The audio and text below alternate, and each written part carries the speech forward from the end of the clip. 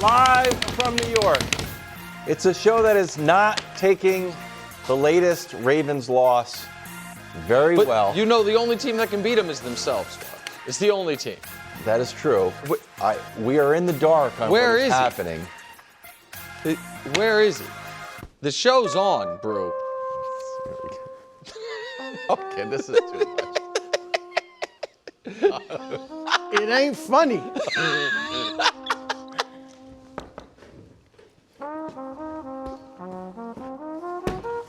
Little help, Wild?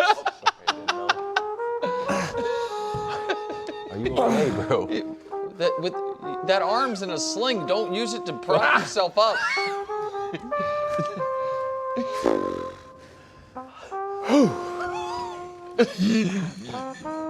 He is a great actor. Night.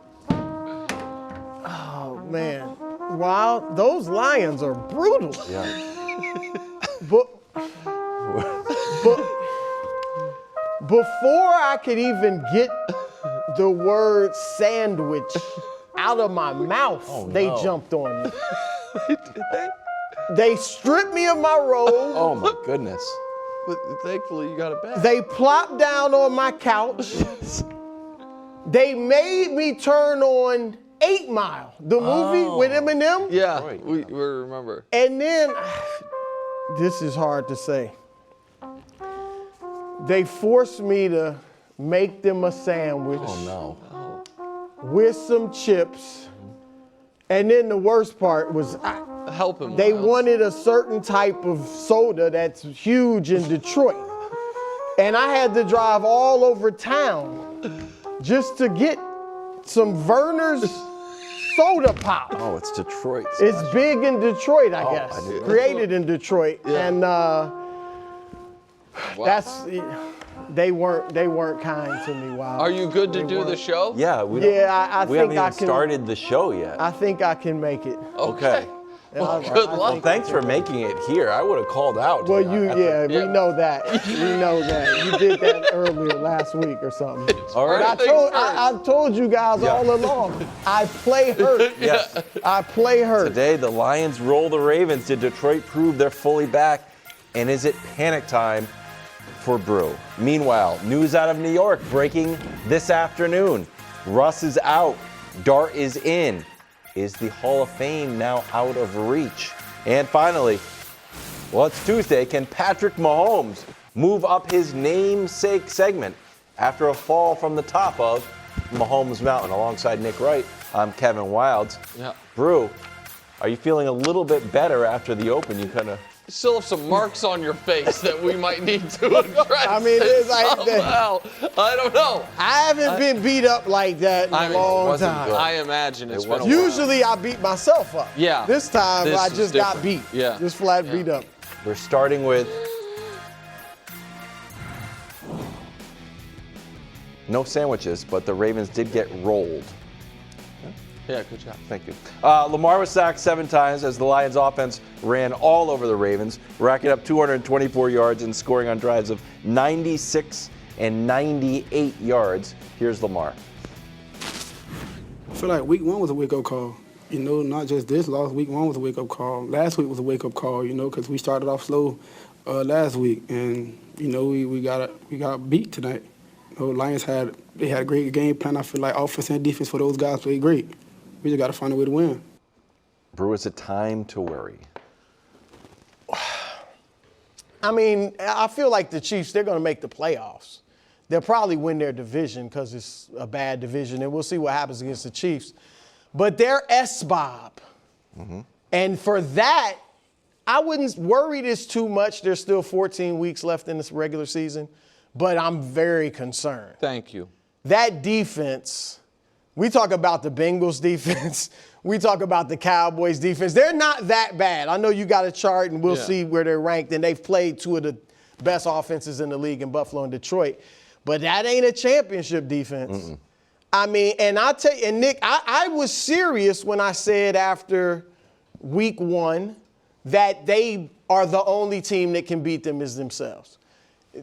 Detroit beat them yesterday. Yes. Detroit beat them. And look, it wasn't a blowout, but they dominated the line of scrimmage. They rushed for 224 yards, all right?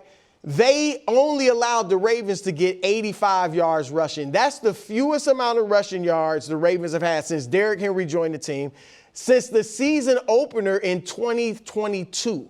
That's 52 games they had rushed for more yards than that.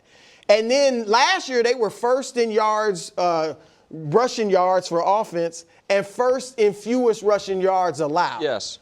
And Detroit just came in there like Dan Campbell and pushed them around. And so that's concerning. Offensively, they weren't good in the red zone. They haven't been good this year in the red zone so far. Last year, they were number 1 in the red zone. This year, they're like 17. So I expect that to get better. But it's kind of like if it's not one thing, it's another. Last week, the defense, it was the Browns, okay, but the defense was pretty good. This week, the defense fails you. The first week, Derrick Henry has a fumble. He's fumbled every game. I don't expect that to continue. But they are I know you think it's not good for them to face the Chiefs next week. I think that might be the best thing for me. Oh. Well, listen, I mean, maybe. I have to say this, a couple things on a tough day for you.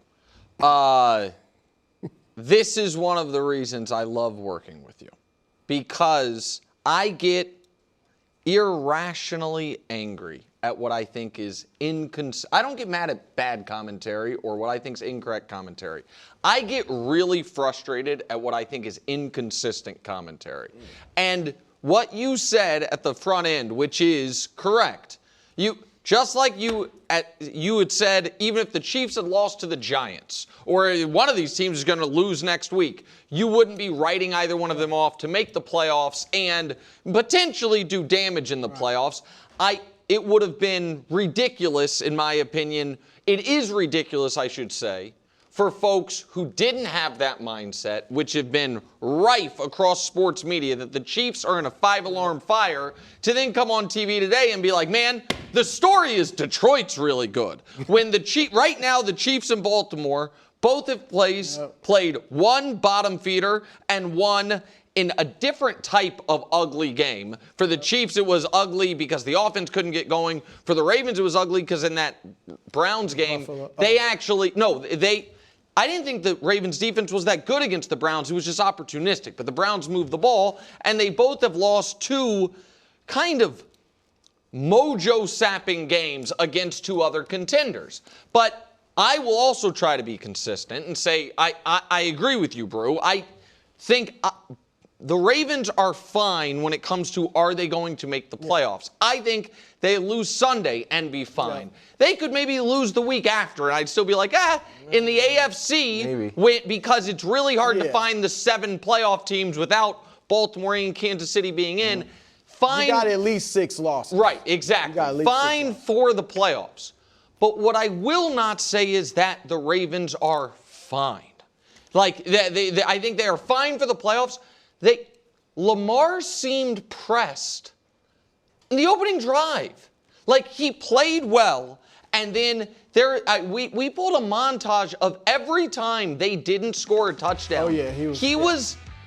They were coming off a win against a team that they rolled the last time they played, that plays in a conference that he always beats at home on Monday night, where you would he seemed pressed throughout. Obviously, even on the field, he's looking, at the play call. Exactly. He seemed stressed in a way. To be fair, the Chiefs have seemed stressed thus far this year, but the Chiefs weren't coming off a win by 3 scores. Like this was weird. Derrick Henry obviously flipped out on the lost fumble. I'm glad you're not attributing the loss to the fumble, because they could have won it had he not, but that's not why they lost. Right. And there's just a lot of weird stuff going on with Baltimore, and it all does really come down to this. Their defense is awful. And again, I will try to be fair. The Chiefs without their top 2 receivers, they're without Kyle Van Noy and Matabuke. Yep. Now, Matabuke, it's kind of a nebulous, scary neck thing, so we don't know how long he's going to be out. He would have helped, obviously, against the run. Yes, and Van Noy should be back. But this is what was so jarring. They got bullied. Those 2 95-plus yard drives running down your throat the Lions, and I'm not being funny, did come in their house, put their feet up, and they did everything that had made the Ravens the Ravens. Yep. And for the Ravens now, Wilds, for the first time since Lamar became a starter, back-to-back games without 100 yards rushing. First time since Lamar took over, back-to-back games without 100 yards rushing. For them to, for the first time in a while, it felt to me like lose a big game without the self-inflicted wounds. I know Derrick Henry fumbled, but it felt to me like Detroit was in control of that game, and it was going to take. And I'm going to say one other thing about Lamar, because they showed it during the game, that Lamar averages less than one throwaway per game over however many games.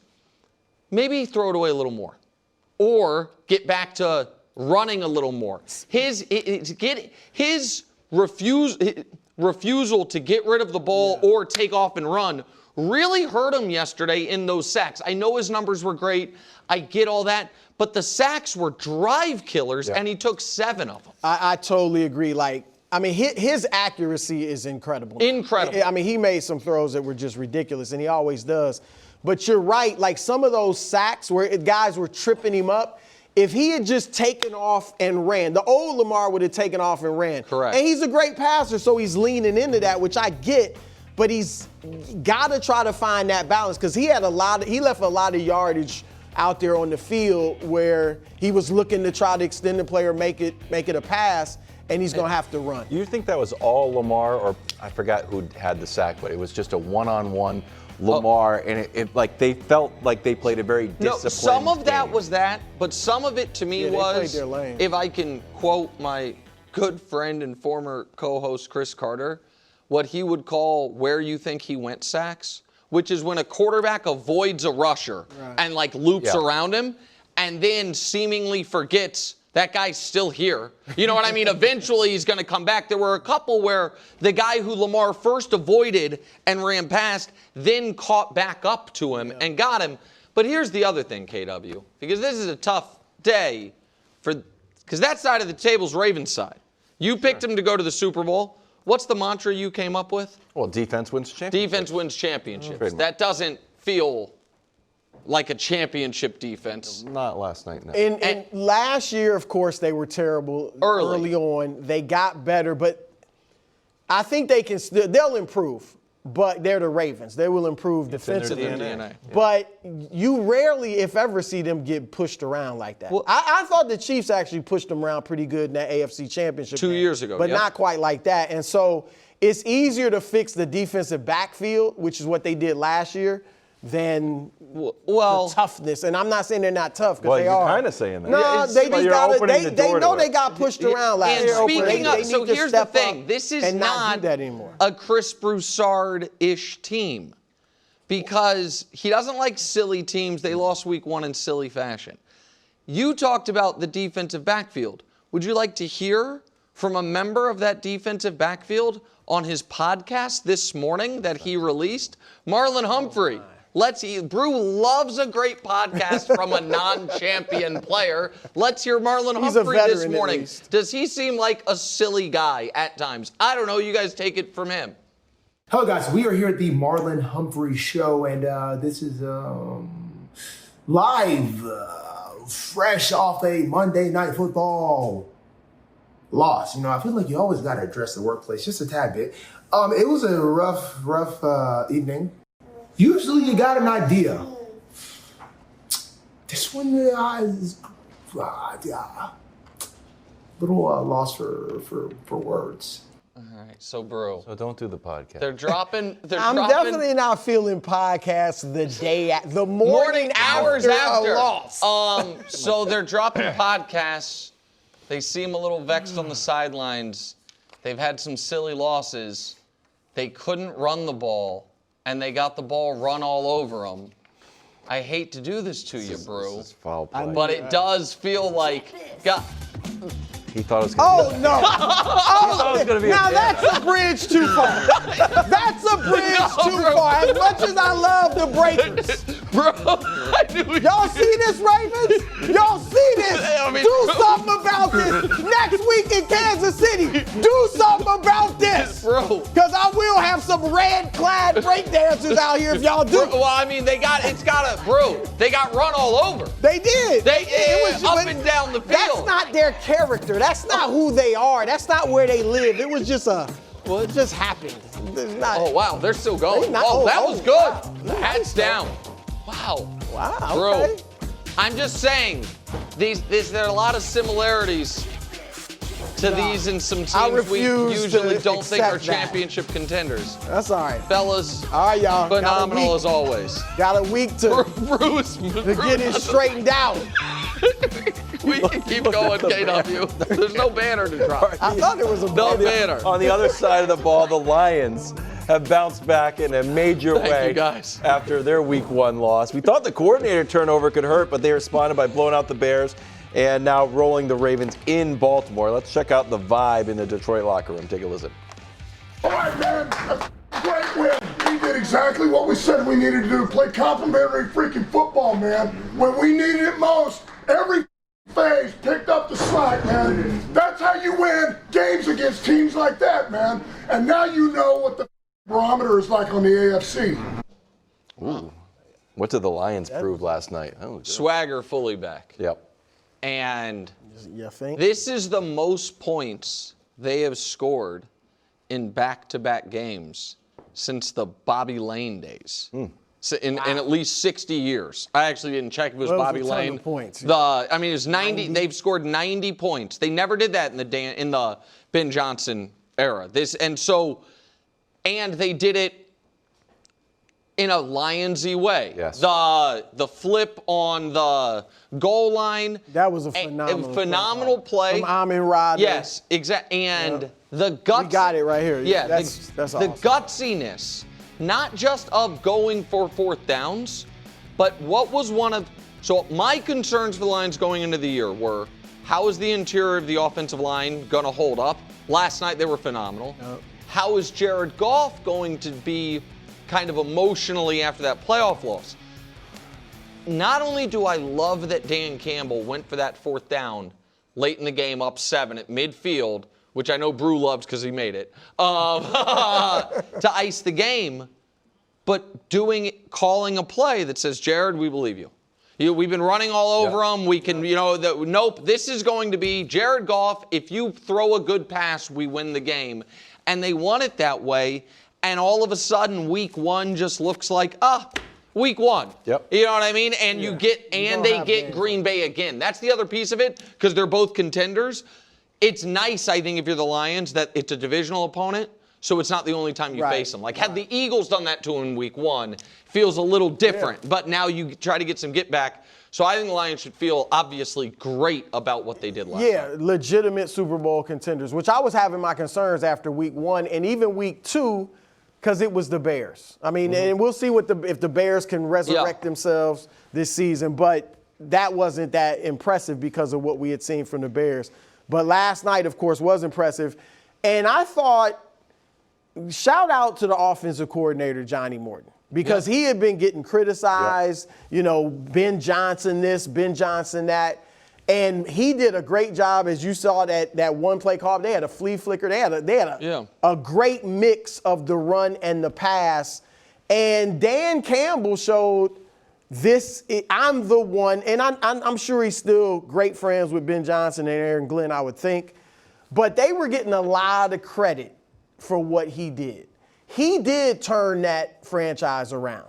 And I think he showed that last night. And the way they did it was his style. They were daring, they had some trick plays, and they just punched the Ravens in the mouth. So I thought that was a big win for Dan Campbell and the narrative. I don't think we're going to hear much about Ben Johnson and Aaron Green being missed in Detroit. That feels like that's over. That was a off season and then the Packers game storyline, but this deaded it. Before we move on, can I ask you a question? Sure. Do you miss the Lions a bit? I've sprung this on you, but I know I was never fully out. I know, but but they're your ex, and the Eagles I've who kind moved in of- with, yeah, and I kind of talking bounced about, around. changing your last There's elements of the trick plays, the flash. And there's the little bit of Schadenfreude for you wanting to stick it to Ben Johnson. A little bit of that. I like the bowling celebration. I enjoyed that. They're a good mix of tough and fun. You're also which I consider myself. Yeah, you know? and you're a long-standing margin of victory guy, Oh, I like which the that. Eagles haven't quite been. It just feels like the Lions still have a piece of your heart, is all I'm saying. You've always believed in Jared Goff. Am I right? The Lions were the first team with 2 touchdown drives of at least 95 yards in a game since the New England Patriots did it. See, Some NFL research, though. A little bit. A little bit of myself. A little bit. We'll maybe I come back around. I mean, it's on the wants board. what the heart wants. Way too early look at the First Things First Bowl, Part 3. Ravens at Chiefs, Sunday, 4:25. Ravens open up as 2.5-point favorites in Kansas City. Now, remember, the Eagles were only 1.5-point favorites when we were there. And we thought that was on the verge of being disrespectful. Nick, we will start with you while Brou is getting bandaged up by our medical team. Is it panic time for whoever loses this game? Absolutely not when it comes to making the playoffs. When it comes to winning a championship, if I were the Ravens, I would already be a little panicked. And if I lose this game, I'd be legit panicked. But first, hold on. I mean, we have to give this its just due. It is First Things First Bowl 3. We have to have that just to remind the audience at all times we're discussing this game. Just great photo. I mean, it is great. So here, listen. Both of these teams are 1-2. And I know people get tired of hearing me say this, but it is the truth. One of them has been to 7 straight AFC title games, 5 of the last 6 Super Bowls, won 3 of the last 6, and been to 3 in a row. The other one, in that same time frame, has been to 0 Super Bowls, won 0 Super Bowls, and been to 1 conference title game. One of these teams is known to, every year, play its best in the playoffs, and whose quarterback is known as a historic playoff riser, and the other team is known, unfortunately, as quite the opposite. Right. I will then add one other piece as to why I'm already semi-panicked about the Ravens as far as winning a Super Bowl. The Chiefs' issues are on offense. Mm-hmm. Mahomes has the ability to help that himself. The Ravens' issues are on defense. Lamar is on the bench. Right. And so I would just rather my weakness be where my best player is. And I would add, right now through 3 weeks, when I think the competition is actually quite similar. They both lost to 2 really good teams and both, beaten a really bad team, is the way I look at it personally. I think the Ravens' defensive issues, if we show the numbers, are a little deeper. The Chiefs' offense has been, sorry, Hubs, mid. Yeah. But mid. But it hasn't been awful. Hasn't been the worst in the league. Right. So that, you know what I mean? So it's bad because Mahomes is on there. You're like, why would you be mid? But the Chiefs' offense thus far this year has been like a C-. And the Ravens' defense thus far this year has been an F. So for all those reasons, I think the Ravens are oddly, need this game far more than Kansas City does. They need it mentally to get over that hump of beating. And beating the I Chiefs in general. I said this before last night. If you, especially if they had won that game. I mean, if they had won last night and then you go and lose to Kansas City, you're like, if we can't beat the Chiefs when they look down like this and we're rolling, again, if they had won last night, when are we going to beat them? So they need to beat them for definitely mentally. But for the division, I agree with everything you said about the playoffs. They're both going to be there at the end and contending. But for the division, the Chiefs fall into 1-3 with the way the Chargers are playing. For sure. I think for them, it would be like, okay, they're probably not winning the division. Right. Whereas if the Ravens fall to 1-3, Cincinnati obviously no Joe Burrow, Cleveland's just bad, and Pittsburgh. Now, the Ravens may have to sweep their division, which will be tough no matter how bad the teams are because it's the AFC North.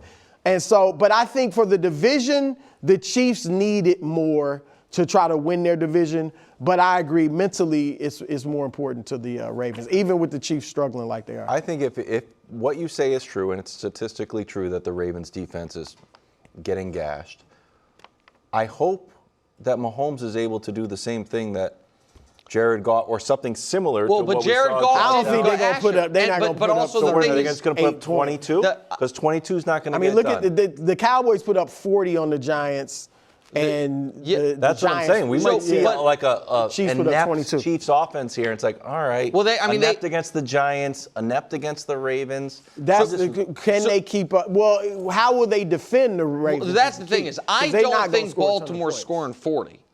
And 40, and so it's so football's so weird is the wrong word. But it felt yesterday like Ravens offense. Let's just take out the garbage time touchdown. You know what I mean? It felt like they were moving the ball, the offense was good, and they had just made the story wasn't that the Ravens offense yesterday was bad, it was that they couldn't get any stops. And they had 24 points. Yeah. With the game, and you know what I mean? With the game feel, if they had ended on 24, and it's just the Chiefs ended the other game on 22, and the offense felt off. Yeah. And so it's just there's that piece of it. They have first and goal from Detroit's 3. Yep, With and Derrick came away Henry with and 0. Lamar and couldn't push it in. And then so that's something they got to clean up. And the next obviously. drive, when they had a goal line opportunity, they ended up scoring anyway. They decided to have Derrick Henry throw a pass. It was a weird game. I like that Lamar was mad at Derrick Henry. Yeah. Well, I think Henry. because What do you want me to do? Lamar was wide. I get it. I'm Derrick Henry. I'm not calling that play. Lamar's like, hey. I'm not calling that play. I mean, I'm not. He almost threw a freaking pick. But I understand what you're saying. But my only pushback would be, Goff was really good when they asked him to yesterday. The story of that game was the Ravens getting run on. Mm-hmm. You know what I mean? Almost to a historical level. I know the Chiefs don't have the ability to do that. Like, that's the concern for Kansas City is right now it looks like the Ravens' run defense is a huge liability. And is that right now is the Chiefs running back room the biggest weakness on the team? Like, that part is a concern for that game, to be fair. Coming up next, do the Eagles need to rely more on Jalen Hurts? And we're going to discuss Jaxson Dart as the new starter in New York when First Things First on Fox Sports 1 and the Fox Sports Channel, Sirius XM. Welcome back to First Things First. Check out our podcast and YouTube channels, which some people are saying are a lot like Mac Jones. Underrated and always there when you need a W. No, that's... Please People are don't saying ever that. compare our stuff. I'm not comparing. No one's saying that. Always there and underrated. And need a W? It Need a doesn't win. make sense. You got to admit, that's not the most favorable comparison. Okay, subscribe to the 50th Best Sports Podcast. You guys.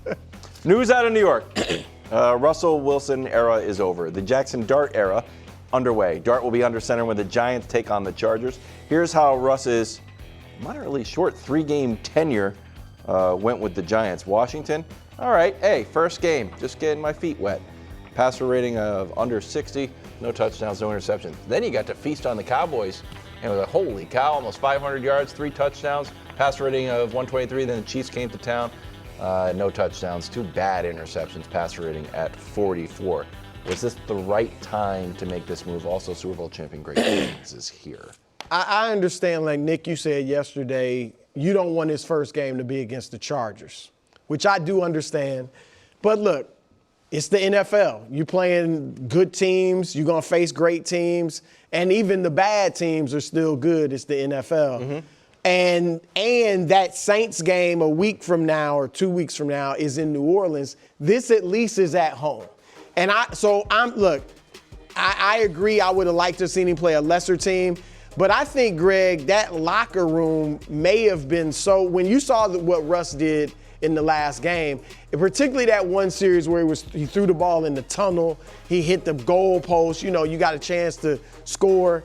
I wonder if the spirit was just so broken from what the players were seeing, like on this series in particular, that maybe the team was like, we got to make a change.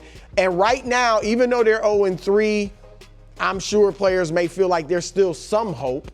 And maybe if this kid comes in, he looked good in the preseason and can give them a spark that helps. Whereas if you go to Jameis just for a game, Jameis may play well. Then it's 3 or 4 games. Who knows? And by the time you get to Jaxson Dart, the season is over. And maybe some of the players have mailing it in and you don't get a good look at him. So look, I'm fine with it. Russ definitely needed to be benched. Look, there's never really a right time to move on.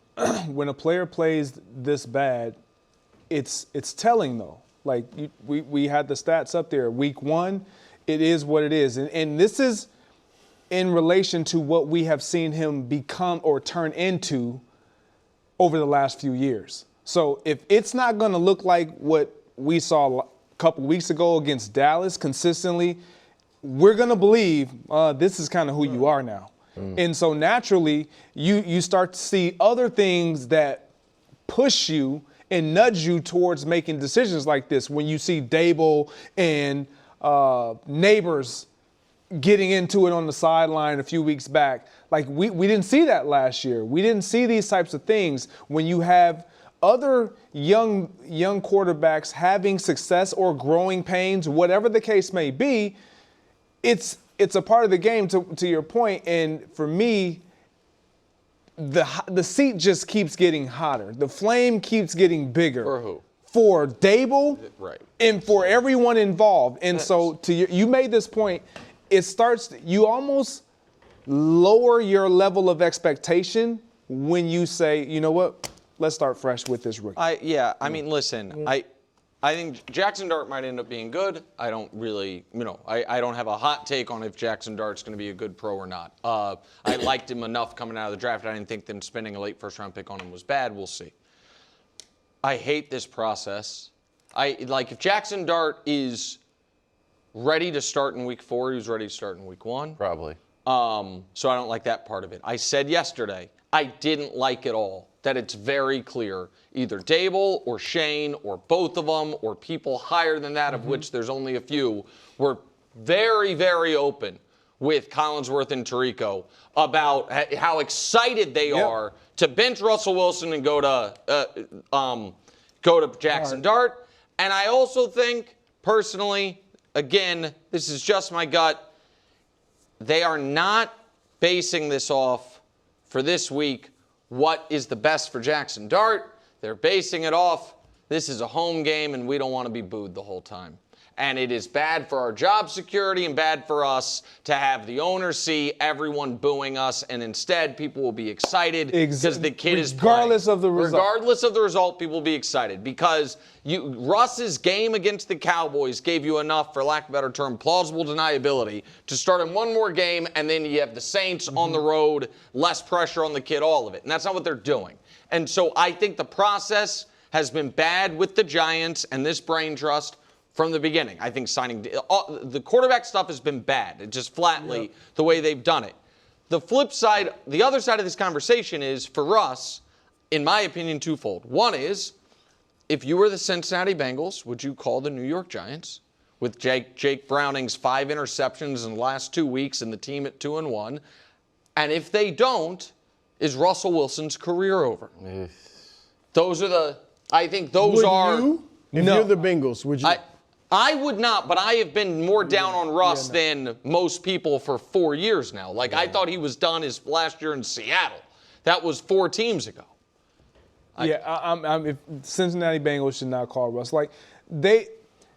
He almost forced them to make this call because of how bad. There's a difference between not having good games and just not giving your team a chance to win. Right. When we look at that sequence you're talking about, that goal-to-goal sequence, those 4 consecutive plays, when you're talking about a veteran who has a resume like his, you at least got to give me some glimmer of hope, and to not be able to ball, maybe. something wild. It's like you can't allow it to look like that, and then the fans are booing. The players are disgruntled. The locker room, the chatter just continues to get louder and louder and louder, and then say, you know what, let's do it one more time. No, that's fair. Brou, I feel like he has played for large stretches since he left Seattle of what I have called a selfish brand of football that I can only attribute to trying to protect his Football Reference page for an eventual Hall of Fame case. It is And you would like to think that you're not doing that in the final 2 minutes of a game that, you're down 13, so technically you have a chance. But it's hard. I don't know what else you attribute that type of misses to. By 50, are they misses or throwaways? You can't throw it away on 4th and goal. No. You know what I mean? You can't throw it so I don't. But the ball bounced off the upright. So it's either a throw so bad I bounced it off the upright, or it was a decision. So it's either way, it's really bad. Yeah. It's not good. You know what? Just to put a fine point on it, something I learned from Greg, from my Patriots when we were down in the dumps. Proper form? No, that's true too. I was like, we were trying to talk about Gerard May. I was like, you guys do anything well? And I was like, no, last year. I do like this because it reminds me of a little bit of what Dan Campbell did with the Lions. Like, we're not even going to have to win games. We have to establish an identity. Yeah. And when it's like Abdul Carter, the defense hasn't been good, but he's a guy. Mm-hmm. Scadaboo is a guy and has a certain vibe. Malik Neighbors is a guy, has a certain vibe. And Jaxson Dart's a guy with a certain vibe. They all of a sudden feel kind of like a nice Broadway, kind of cool, young team. Now, is Dayball the coach for that team? I don't know. But I understand that team. Mm-hmm. Cool, young players with a certain swagger to them that might go, 5 and 12. But it's an identity. But it's an identity. It's not just something you can latch on. It's an interesting dinner party too. Neighbors, Scadaboo, Abdul Carter, and Jaxson Dart. I'd love to be a wild house. I'm into that. Oh my goodness. I'm into they that. better win some probably games. got some takes. They're going to. Reverberate past the sun. Jalen Hurts lit up the Rams and talked to his offensive coordinator during the game. Some people are saying this was a told-you-so game that resulted in Donovan McNabb saying you need to trust Jalen. Here is the former Eagles QB on WIP. It seems to me like they don't trust Jalen enough, who's your MVP of the Super Bowl, who's taken you to 2 Super Bowls and also helped you win the game in the second half of a lot of games that he's played in this year. It seems to me like they're not utilizing his ability to be able to spread the ball around and push the ball downfield. But to me, again, it just doesn't start with your MVP quarterback, and it should. Is it time for the Eagles to lean in more on Jalen Hurts? I think he should throw it a little more. I think he's averaging about 23 passes a game. I said going in, 28, 29-ish, that's where I want him. Mm-hmm. But more than the passes, because look, believe it or not, he's thrown more passes than Lamar Jackson. Lamar's only thrown 75. He's thrown 77.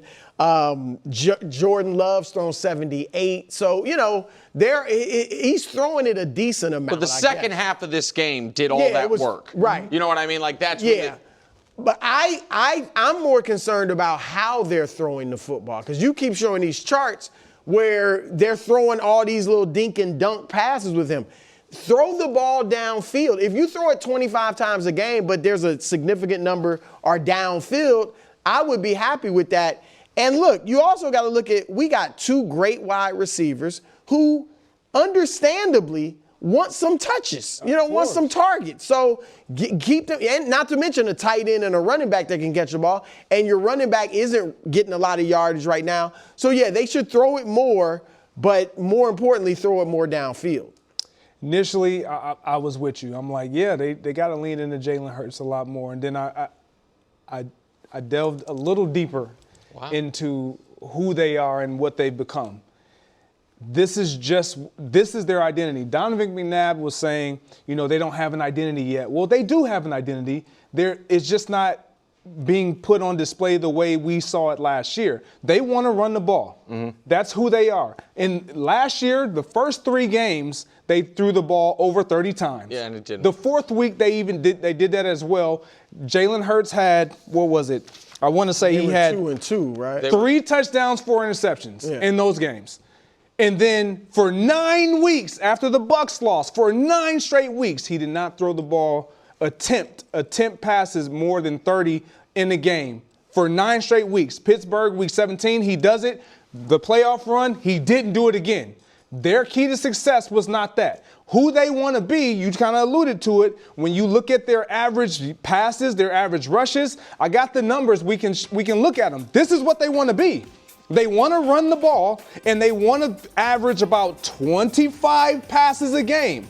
It has been the key to their success. It has eliminated the turnovers, and when you look at that 9-game stretch, 1 turnover, 1 interception. So can I jump in, though? Yeah. Leave those numbers up. So here's the issue, though.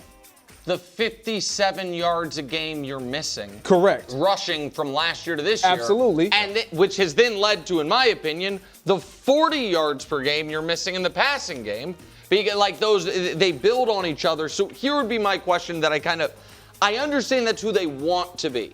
They want to be what the Lions were yesterday. Yeah. You know what I mean? Our quarterback can make the big throws when we need him to, but we're going to run it down your throat. They haven't been that.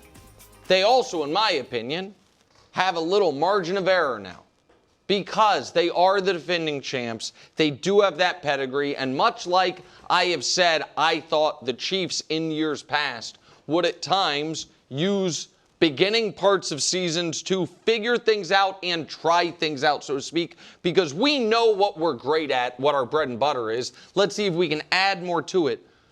What is the harm in letting Jalen try? Like, okay, last year at the beginning of the year, it didn't work. Maybe you're a better player. 2 years ago, to Bru's point, we let you try more than we do now. You almost won league MVP, or you finished top 3. AJ wants you to do it. I think Jalen's post-game press conference on the field that you pointed out yesterday was an illusion that he kind of would like to do it. And what you're doing right now is working-ish. It's working in that your team has been good enough to win. You had no business being in that giant. You shouldn't have needed 2 blocked field goals and a shutout in the second half, or most of the second half, to have a chance against the Rams.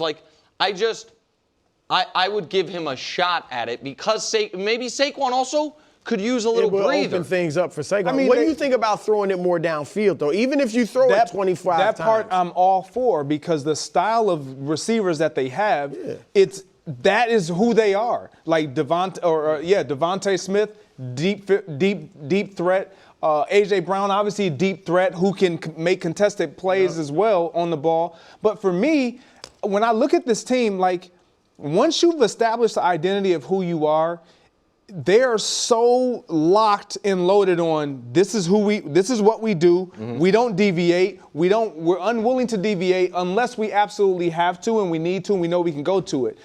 I think what we're all saying is kind of like you were just saying with the Chiefs, because you feel like, or a lot of people feel like Jalen Hurts has earned the right to say, here, man, here's the keys to the car. And it might open things up for Saquon. Here's the keys to the car. If something were to happen, I trust and know you're going to come back and let us know why that happened. It won't probably happen again. I don't believe that you make that mistake. And if you do, man, it's okay. You're Jalen Hurts. You're still our guy. I'm going to have a lot to ask you in the commercial break. Can Brock Purdy carry the 49ers, or is it Mac Jones' job? Bosa's out. We discussed. Touch on the story from San Francisco yesterday. Bosa out and done for the year. 49ers already missing Ayuk, Kittle, Juwan Jennings, and Purdy. We'll see if Purdy can come back. Here's Kyle Shanahan. You don't just replace a guy like Nick. I mean, it just puts, everyone's got to continue to get better at everything. Just like same thing I'd be preaching if we did have Nick too. When you lose your better players, it gets harder. But I also expect throughout this year, all of our players to get better as it goes, and that's stressed even that much more when you lose a great one like Nick. Brou, can your 49ers overcome yet another injury? They can overcome it to make the playoffs. They're not a contender, like Super Bowl contender. They're not on the level of the Green Bays, the Philadelphias, the Detroits. Those 3 teams, Tampa Bay, and if the Rams win the West, that leaves 2 spots open. I do think the Niners could make the playoffs. Remember, Ayuk's coming back, Kittle's coming back, Purdy will be back, and Robert Saleh's done a really good job with that defense. So far, they're top 5 defense in the league. Now, obviously, that'll drop without Bosa, but he's done some things that they might be able to continue without Bosa. So I think they still have a shot at making the playoffs. No. It's the one thing that this team typically is never able to overcome, and that's significant injuries at significant positions. And they, more than anyone else, seem to have this happen to them more than anybody else. Yeah, like it's them and the Chargers. Yeah, like really, it just, it's just like you consistently. lose a guy like Bosa, and it's just a domino effect because now you don't have to, if you're an opposing team, you don't have to assign 2 guys to one. It's the reverse Micah Parsons. Absolutely, and so it just makes it that much more challenging. You're not gonna you feel like Robert Saleh can overcome it, but when you start to lose the quality in your personnel, I don't care how great you are, there's no plays to dial up, okay, this is going to work. I just need, a difference maker. I don't have that anymore. He's the linchpin of the defense. And I'm not being a smart aleck when I say this. The only way they can overcome it is if when Purdy comes back, he's actually the best he's ever been. They would, you know what I mean? They would need Purdy to level up from even where his biggest supporters think he is. You know what I mean? And like really carry a team. And I don't think that's fair to ask of him. I also think we're talking about their injuries. I hope I'm wrong on this, but you guys know who leads the NFL by more than 10% over second place in touches this year? It's Christian McCaffrey. Yeah. I don't love that. KW, McCaffrey is 8th in the league in carries and 3rd in the league in catches. Like he has 77 touches. Nobody else has more than 70. That to me feels like you're gonna right around the time we get Ayuk back. Like, are we gonna potentially be without CMC for a bit? Again, that feels a weird thing to say, but it's just his injury history, his age at this point, and that level of workload is concerning. And I do think that you can, with a great coordinator, do more with less as long as you have your linchpins. You know what I mean? And so you can pivot your defense off what Fred Warner does in the middle of the field and the attention Bosa draws as a pass rusher. Losing either one of those guys, it just has a knockdown effect that even though they're 3-0, man, I could see them being at the midway point 4-4.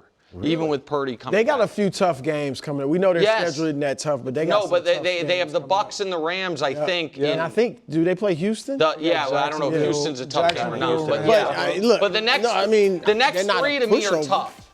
And Jacksonville's defense is good. Their offense has not been good. The Rams are good, and the Bucs are good. And the Falcons are, I know they got blasted. The defense of it's just a tough spot, man. What up, KW? I think it'll be So okay. you agree with me? Could make the playoffs. Probably. You scoffed when I said they're not a contender. You still think they're a contender? More get in the playoffs, see what happens. Well, Wilds is just focused on Max got like a week or I think two left. Robert Saleh, I like coordinators. I like good coordinators and a strong quarterback. That's true, too, but you need players. Live from New York, the show's starting to worry about Travis Hunter a little bit. A little bit. Hit the worry meter. Worry's a little strong. Worried? I'm worried it's going to rain. It's not like a what? issue. What word did you say? Worried? Oh, okay. That's how you said worried. You said the way you said it before was like you had an accent I never heard before. Worried? Yeah, that's right. What do I say? Wary. Sometimes I'm wary. Yeah, you're worried. Yeah, I was like, that must be the Connecticut coming out. Maybe. Or something. Second hour, first things first. Today, is it panic time? Yes. For Brou and his Baltimore Ravens. That could have been a scoop score. Bad. He was chilling. That could have been real bad. So relaxed. Not great. Meanwhile, Packers, Cowboys in Dallas. Micah coming back home. I have a great take on this. Great. I love this story. I love all tribute video stories, statue Did you stories. Get one, Greg? Should you return? No. You didn't get one at Lambeau? No. Do they have a scoreboard up there?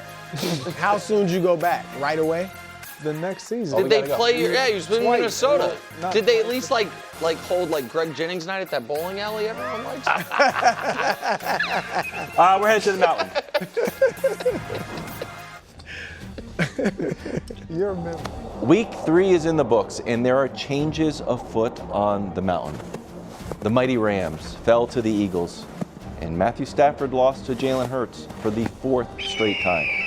Also today, huge news out of New York. The Giants have made a move at quarterback. Russ is out, Jaxson Dart is in. And then there's Chicago, where Caleb Williams threw 4 touchdowns against Dak Prescott and the mighty Cowboys. Who's rising? Who's falling? And who will be atop of Mahomes Mountain? You know, AI. Well done. I gotta tell. So Not that's just doing chores out here. That was good. Hey. in my opinion, that give it to is, if we're gonna use AI, the right way to use it. What about chores? No, that's robots. That's not AI. But what I mean is, we're not trying to trick people into thinking like that any of He that was was on the real. Yeah, and so With bears you're doing your piece, and then it's supplemented. I like that What a about lot. companionship for the elderly? Lonesomeness is an epidemic. That's good for your podcast. It with is. Gianna. Loneliness. Gianna, put that on the pod. Maybe it'll get more than 8,400 views this week. All right, time now Low blow. for the Mountain. Again, this was a week. We try not to have vacancies in September. It seems too mean. We could have had some. There are some of these guys that are on the Mountain that didn't necessarily deserve to be on the Mountain. Off the Mountain, we can show it to you. Before he even got benched, we had taken Russ off the Mountain, and now Russ is not even going to be allowed at base camp anymore after this week. Spencer Rattler, problem. Jake Browning, 5 picks in 7 quarters, problem. Michael Penix. What's going on here? Wow. Michael Penix, Whoa. very lucky. People don't really care about the Falcons. Otherwise, we'd be focused on you as a top 10 pick, buddy. that's true. Because it is, I think he's yet to have win a game where the other team scored more than 7 points. I think that's true. Fact check me on that, Josh. It might be 10. Josh is from Atlanta. Like, sadly not. Yeah, Josh is like, I know this to be true. You guys could have, some of these guys on row 7 might deserve to be down there with you, but again, didn't want vacancies. Row 7, Spider-Man Mean, Bo Nix, Mac Jones looking at each other like, somebody say I was you, you were me? I'm telling you, it's going to be a classic one of all classic ones that Bo Nix is Mac Jones. Just wait for it. But hey, That means it's a classic too. you're right. I said it wrong. Thank you.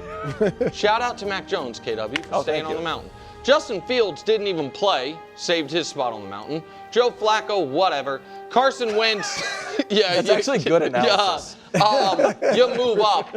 This is how bad this is what I'm talking about. Tua moved back onto the Mountain with that performance because he was good for 3 quarters. What's up with Bryce? And Bryce moved back on the Mountain. You're going to be like, win. oh, could he have Great moved win. higher? They won 30-0. Guy had 140 yards. He was an ultimate Bryce Young His game once operation again. was great. His operation was not great. Ran a little bit. Again, this is the saddest 7th row we've had in a long time. 6th row, man. I don't know where CJ Stroud is right now on the sumo wrestler or life coach mountain, but on the quarterbacking mountain, he's 6th row guy. He's tighten it up, CJ. I know you're talking about everybody's going to be talking crazy. Not talking crazy. This is literally looking at USA Today's standings and points scored. It's not good. Aaron Rodgers, Drake May. I actually thought, KW, you were there. Yeah. I thought Drake outplayed Aaron, Definitely but did. made a couple awful mistakes. Yep. And, Aaron was just. Story of the I also, I don't know how much we're going to talk about it. Might be featured in Nick's picks at the end of the week. Aaron Rodgers should consider calling the State Department and seeing if they will void his passport so he can avoid going overseas and having to deal with that Brian Flores defense. Because those blitzes with Rodgers as immobile as he is, that could be a brutal early morning game on Sunday. Trevor, you're my guy. I love you. Your team's 2-1. I'd love to be like, he's the reason why. He is not the reason why. It has not been good. Kyler, again, it's just that. And then Cam Ward moved up just because we didn't show it. He did the crazy pass again. This time he didn't get caught, but it almost did. Maybe the guy just has the strongest arm ever. All right, these top 15 quarterbacks are doing the work for the league because row 6 and 7, not inspiring. Jordan Love, we have to drop you. Caleb, move you up deservedly. Is this Caleb's highest spot since he was at USC? We'll have to check the archivist, but I think it might be. Sam Darnold, really good game. He almost got moved up. Jaden missed the week. He stays where he is. Gino, Brou, 3 touchdowns. Despite the fact they can't block, Gino had a solid bounce-back game after a really rough Thursday night game. Right. We all saw it. Row 4. Everybody's All-American. Matt Stafford drops. Makes me sad, but fair is fair. Thank you. Doing nothing. What'd you say? How was his second half? Nothing. That's why he dropped. Nothing. He dropped. He didn't. I'm with you, Wiles. Wiles doesn't like him on that side of the Again, it's not left to right. You say Everybody that, knows but, that. Jared Goff and Dak Prescott stay where they are, and let's take a moment. Because fourth row means you're in the top 10. He's never been this high. Never. Ever. Not even in Duke when we did college. The fourth row means you are in the top 10. Unbelievable. As high as 7th in theory, because it's not left to right. Well, It's 7, 8, 9, or 10. Could be 7. Wow. Greg Jennings. Now this would be an all-time classic too. If Daniel Jones If just it has were a Baker to continue Mayfield for arm. another 3 classic, weeks. too. All right, and now the cream of the crop in the league. Third row. Bake Show stays where he is. Another heart-stopping victory, much to the dismay of Danny Parkins, who I'm sure would like this to be renamed Herbert's Hill and have him at the top. Herbert stays where he is. Jalen Hurts, KW. Fair is fair. Moves up. He moved down last week because he hadn't done anything throwing the football. He moves up this week because the Eagles were like, break glass in case of emergency. Let the Super Bowl MVP throw a few passes, and they end up winning the game because of it. I don't know if this is controversial or not. I don't think it should be. But for the third time in 3 weeks, we will have a different person atop Mahomes Mountain. Patrick stays where he is. He also is, as far as quarterback rushing mountain, #1 in the league, and quarterback forced fumble mountain, #1 in the league. But passing numbers haven't quite been there, so he's second row guy. Lamar drops not because, listen, I don't think Lamar played poorly yesterday, obviously. I also don't think he played quite as well as the raw numbers suggest, because those sacks, to me, some of those were on him and they were drive killers. But it's more because Josh Allen is just doing everything everyone has always asked him to do. He is atop the mountain. He has cut out the turnovers entirely. Yeah. And while his 220-yard dink and dunk game on Thursday night wasn't enough for me personally to say he's the most talented quarterback in the history of the league. It is enough for me to say he is right now playing the position just the way his team needs them to. When he needs a big game, he can give it to you. When he just needs to control the offense, he can. He is atop the mountain for week 4. Greg Jennings. Great mountain. It is a pretty good mountain, man. I'm excited about this mountain. Good. And come here, man. Oh, we're hugging? Yeah, man. Okay. Good to see you, Daniel Jones thing. I like What a this. moment. He was really What a hurt show by the moment. Daniel Jones thing. I know. This was amazing because I've been waiting for this moment, and it's here. I'm not going to even move him up the mountain. Just talk about him. I'm just going to talk about him because I've been trying to talk about him and nobody would listen. Not bad. We've been in a relationship and nobody cared. No. Just take a listen. Wow. Just please. Do you believe that Daniel Jones is a top 10 quarterback? Of course, no need to speculate. You're going to hear me say it again. Of course. And again, of course, he is a top 10 In quarterback. the NFC? In the NFL. I still believe that he's a very talented quarterback. I think he can get some things done in this league. I just think he needs to find a situation that he can learn how to play quarterback behind someone in a system where he's able to grow. That's a perfect take right there. And today, like, we get to witness all of what I've been trying to say.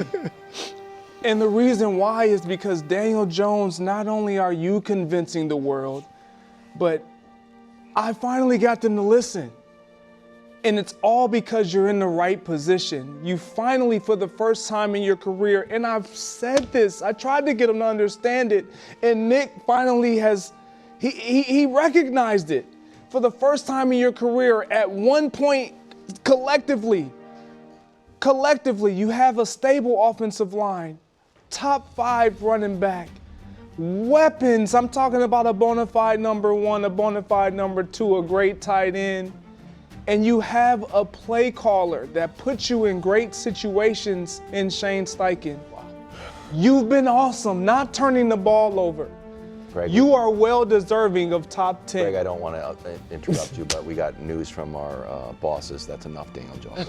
I'm sorry, but the show has been been doing really well without a lot of Daniel Jones. One last thing. It's just okay. Just take a look at his numbers. Okay, they're gonna send us to commercial. I know we gotta go, guys, but this is a moment. Move the needle. Well, this outside is the Jennings. this is great. I also must say, this is why Greg Jennings gets to act in things as someone other than Greg Jennings. That's exactly right. I mean, Brou, I'm not trying On to. Criminal Minds, that was good. I mean, I'm going to give you a compliment, Greg. You are the second best actor on this show. That wasn't bad. That wasn't bad. From one receiver to another and one actor to another. Yeah. All right, Brou, go ahead. All right, that was just praising the mountain, and it is not. But it was it well is a deserved. pretty It's good been a mountain. long, I'll give you that. long haul It's a for pretty good mountain this week. Thanks. But there's one thing that must change. Switch J-Lo and Dak. All right, everybody is in love with Dak this season. Let me see the numbers. The numbers aren't. Can I great. see the numbers? Eye test. Look at J-Lo. The passer rating is far beyond Dak's. 5 touchdowns, 1 pick.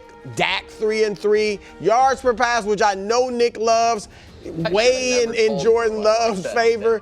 The yards per game, I mean, yeah, that's boosted because Dak got to face 2 teams that are QB's dreams. Dreams. The Bears and the Giants. All right, meanwhile, J-Lo has faced 2 Super Bowl contenders, we think, if Washington is that.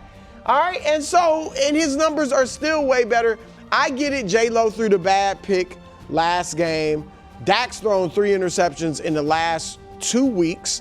All right, but Jordan Love in the 2 games, the victory over Detroit and Washington, he was butter. He was great. Right. So how J-Lo has 1 bad pick, and now he's moving down the mountain. Lost the game. Dak hadn't done any of that. So listen, Brou, you're right that it's based off the 1 bad pick. I also oddly think it's the worst pick in the NFL this season. This season? Yeah, as far as what it wasn't a pick as like it's swinging a game. Oh, probably. One direction or another.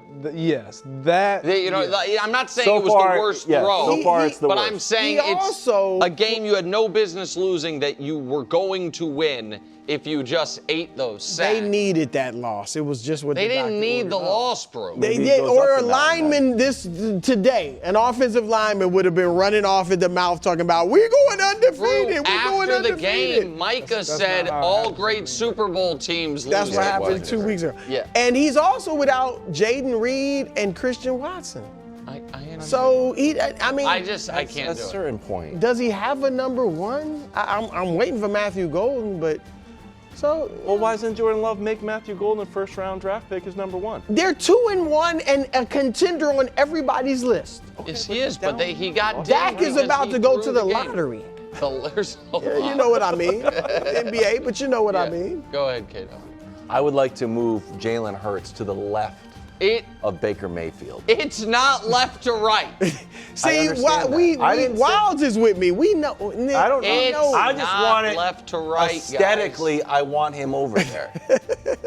Why? If it's not left to right, why can't I put him over there? Because that row is alphabetical. If it's not left to right, that row is alphabetical. That row's alphabetical. Why is the 3rd row top 3 rows, alphabetical? Top 3 rows alphabetical. And why does it have Baker's first name? Actually, no, they're not. What do you mean, Baker Herbert Hurts? But why isn't it Mayfield? L comes before M.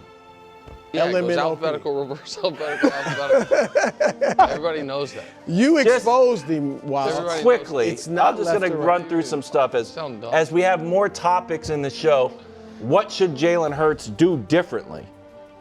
Every other topic we usually do on the show, I'll let you in behind the curtain how the editorial works on a TV show. I can't wait for this. A lot of times you have a question where something's going wrong and you should switch it out. Like, should Russ be benched? They haven't won any games. So, yeah, that makes sense. Should the Titans fire Callahan so they win? Now, should Jalen Hurts do anything different? Why? Well, let's look at how he's been doing since last year's loss to the Bucs. Well, he's 17-0. So maybe you should do something different. But that's just like tell like a fashion model with like a great suit on. Like, do you want to wear a different suit? Like, I don't know. Everything looks good. Everything works. Well, wow, it's a lot of times they're winning. Remember, I had that stat. Like, they're always winning. It's everybody else. Can he come back like he just did against the Rams? Well, how's he doing that? Hurts when trailing. This is his whole career. Remember, it's a rich tapestry. It's not just like prisoner. It's almost his whole career. It's almost That's his impressive. whole career. Thank you. Who's number 1 in there? Mahomes? I would imagine. Probably.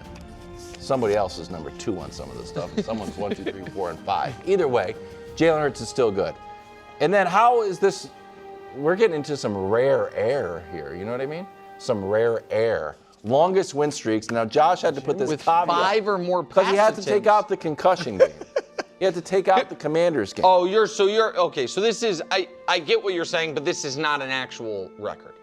It's not an actual But record because you're it's taking out the kind game of he got unfair. concussed. That's fair. I actually So have it's no a problem. little bit of a carve out. Yeah, but that's good. I like that. legends. Also, Jim McMahon, who also had Legends his and own, Jim McMahon. own little Jim McMahon, carve-out. who was Got a kind of known Super for Bowl. playing on a team with an all-time great running back and a great defense. They didn't want to let him throw the ball. How about I maybe Aaron would've thrown Rodgers this 4 one times? out. How about 4 times I'm just MVP? saying, I maybe would have thrown that one Okay, out. take out Jim McMahon then. Josh, can we redo the numbers to take out Jim McMahon somehow? So it's just Just do Brady, last- Aaron Rodgers, Do the last Joe 30 Montana, years. and Jalen Hurts. Just Yeah. do the last Since 40 the merger. years or so. No, the merger was 1970. Since Just another do- merger. just- Since the teams realigned, and the Colts moved in around. salary cap era. Expansion. That's a Salary good cap one. era. There you Yeah, go. there I you got go. you, Josh. High def era. So, all right, here's the thing, KW. What you said at the very beginning was interesting. Normally, our topics are something is wrong. Yeah. How do we fix it? Yes. Heavy is the head that wears the crown, my friend. For what? How many topics did we do last year about last year's defending Super Bowl champions that were, you didn't have to add any remove this weird game, that were on by week 9 last year, like a 16-game winning streak of their own. Yeah, that's a good point. That was undefeated, that was winning, and it was like, yeah, but it feels like something's a little off. That is when you are the champ and you are winning but not blowing people out. I know, but it's people just winning pick like at 5-0. They're The- like soccer. Well, see, this is one of the. Like, is this the World Cup? It's 2-0. Exactly. And you have found yourself in a bit of a bind because you led that charge. And now you don't like it when it's going the other direction. It's the exact same thing. You guys, you won, but you did it with a blocked kick. Does that even really it count? was soccer scores, though. Wow. That's what I'm saying. I'm with you. But hold on. But first of all, it wasn't. Second of all, it was literally, they won a game with a blocked kick, and people were like, that's fluky, that can't happen again. They won a You game. guys just did it. 3-1. Like, who are they playing? Portugal? 3-1. Portugal won Kansas City. How? How did they even do that? How did they get one? Coming up next, we're talking about a new era in New York, and are the Ravens actually just falling apart? Well, that's a little harsh. Are they falling apart? Same record as the Browns. And it's Running a business comes with a lot of what ifs. But luckily, there's a simple answer to them. Shopify. It's the commerce platform behind millions of businesses, including Thrive Cosmetics and Momofuku. And it'll help you with everything you need. From website design and marketing to boosting sales and expanding operations, Shopify can get the job done and make your dream a reality. Turn those what ifs into... Sign up for your $1 per month trial at shopify.com/special offer. Hey, start your Saturday strong. Number 21 USC taking on number 23 Illinois. Ooh, that Illinois-Indiana game. Watch out. Illinois looking for a Bielema, looking for a bounce back. All goes down live from Champaign. Big noon kickoff, 10 a.m. Eastern. Then it's Trojans Illini on Fox. That's going to be a good game. that one is going to be a good one. You got to go hang out with Hubs and the bad joke. Ravens rolled, moved to 1-2. Lamar had 3 touchdowns, but it wasn't enough since Baltimore allowed almost 225 yards on the ground. Here's John Harbaugh. We got to go to work on the things we need to get better at and get ready to play Kansas City. You know, we got Kansas City, then we got a tough team, then we got a tough team, then we got a tough team coming up. So the next tough team is Kansas City. We just played a tough team. That's a good football team we just played, okay?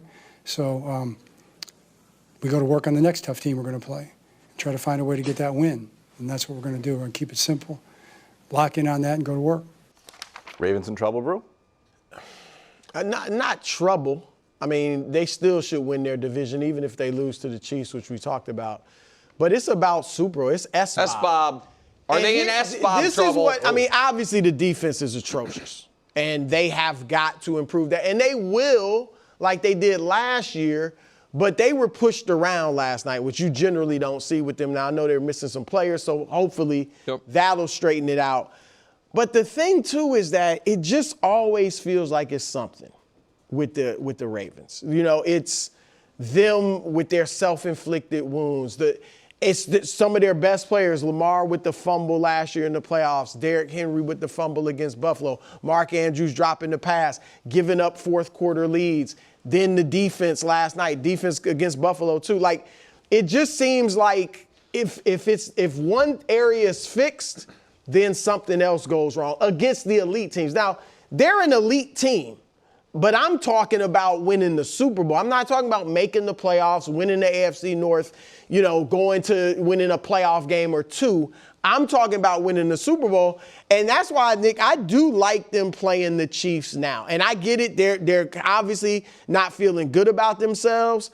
But this is what the doctor ordered for them. I know I use that a lot, but it is. Like, if they can beat the Chiefs, to me, that kind of erases – You'd love to have these wins back, right? Because they're losses in your column. But that erases Buffalo. It kind of erases last night. And that would mentally kind of get them right. I agree. Now, if they lose, it's a different story. Yes. But it would be a huge win, and that's what they need right now. Yeah, they're in trouble. I don't think in trouble of making the playoffs or anything like that. But they're in trouble in the immediate time we're in right now because they're playing the Chiefs and they just don't beat the Chiefs. I think Lamar is 1-5 against the Chiefs. So when you look at that, I know we talked about this yesterday. The AFC people were more worried about the Chiefs against Russell Wilson and the Giants than they are right now against the Ravens. Yeah, no, that's why I'm saying they're in trouble. Yeah, like I don't care. But they gotta get over that.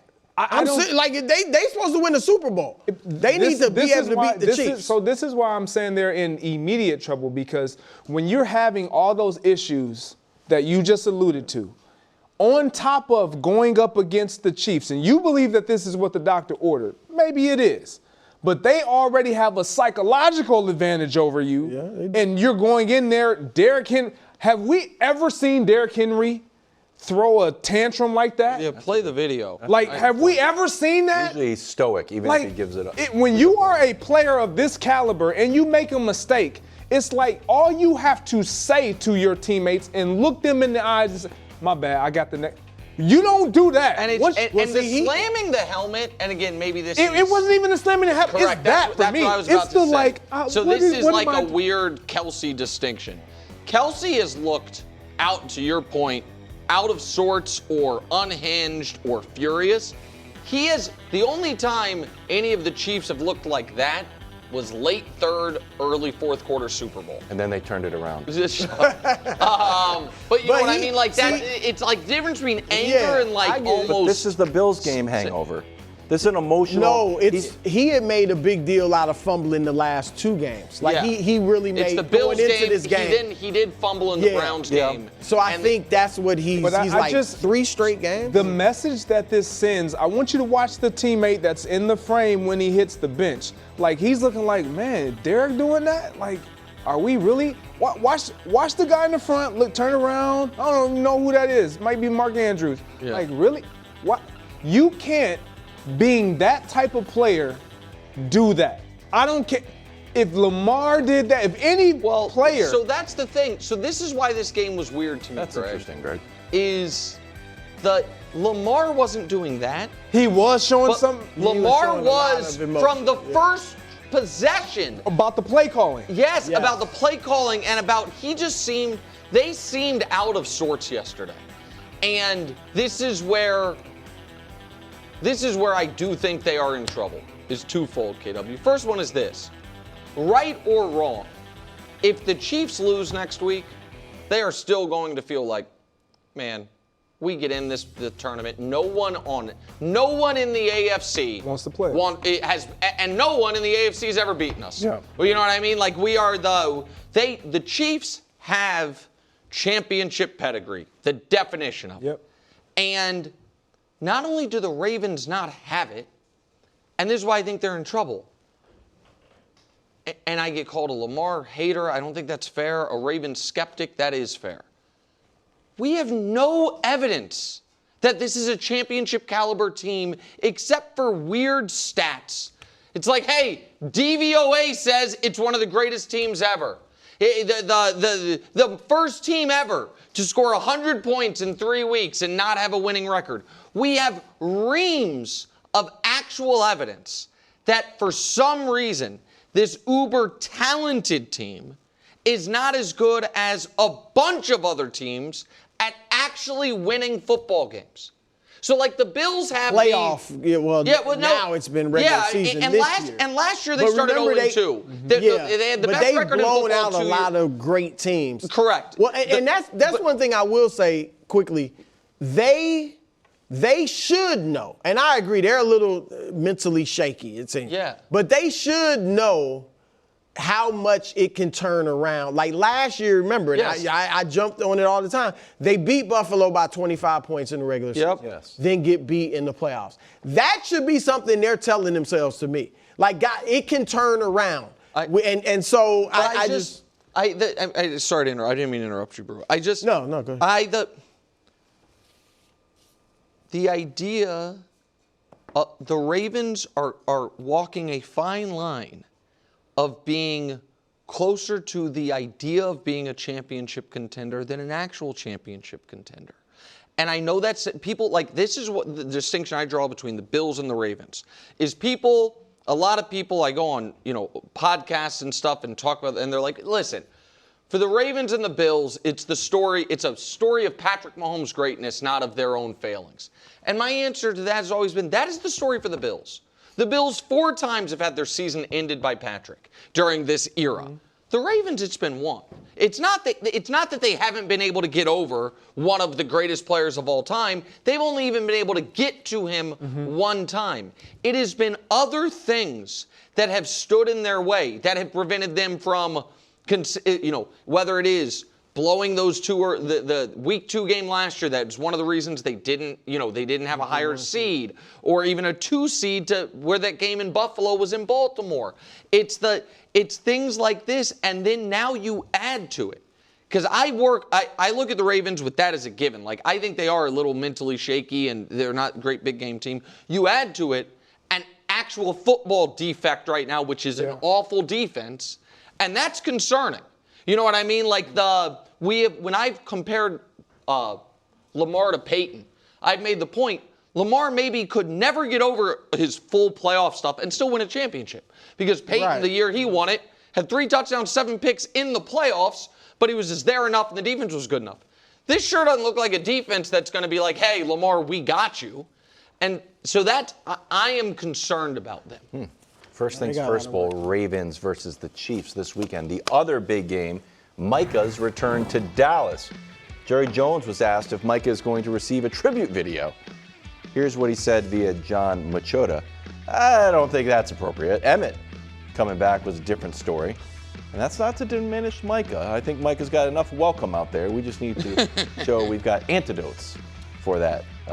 Nick, you said you had a great take on that. Yeah, I just think so obviously we don't need to compare Micah's tenure with the Cowboys to Emmitt Smith. Like, you know what I mean? And I thought Troy did a great job last night mixing in there. Hey, Derrick Henry is almost at half of Emmitt Smith's career carries, which was such a bananas fact and number.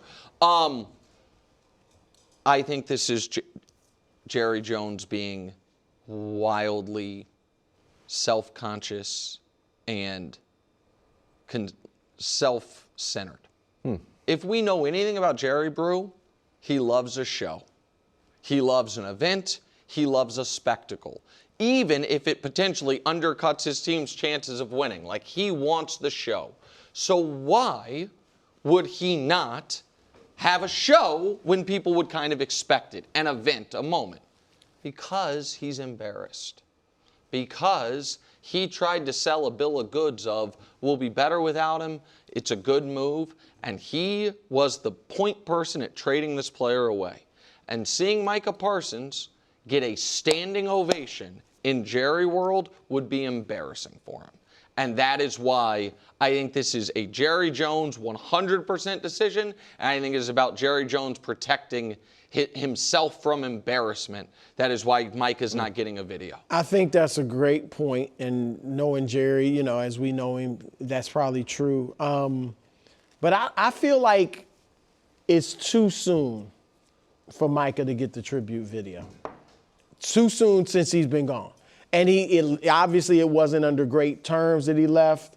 He was only there 4 years. Like Ezekiel Elliott got one, but he was there 7 years. So I just feel like, and it's not about rings, because obviously Zeke didn't get one. Right. But you were only there 4 years. You moved on, or, we traded you. It was ugly at the end. They're going through some tough times right now and clearly miss him. So I think all those are factors.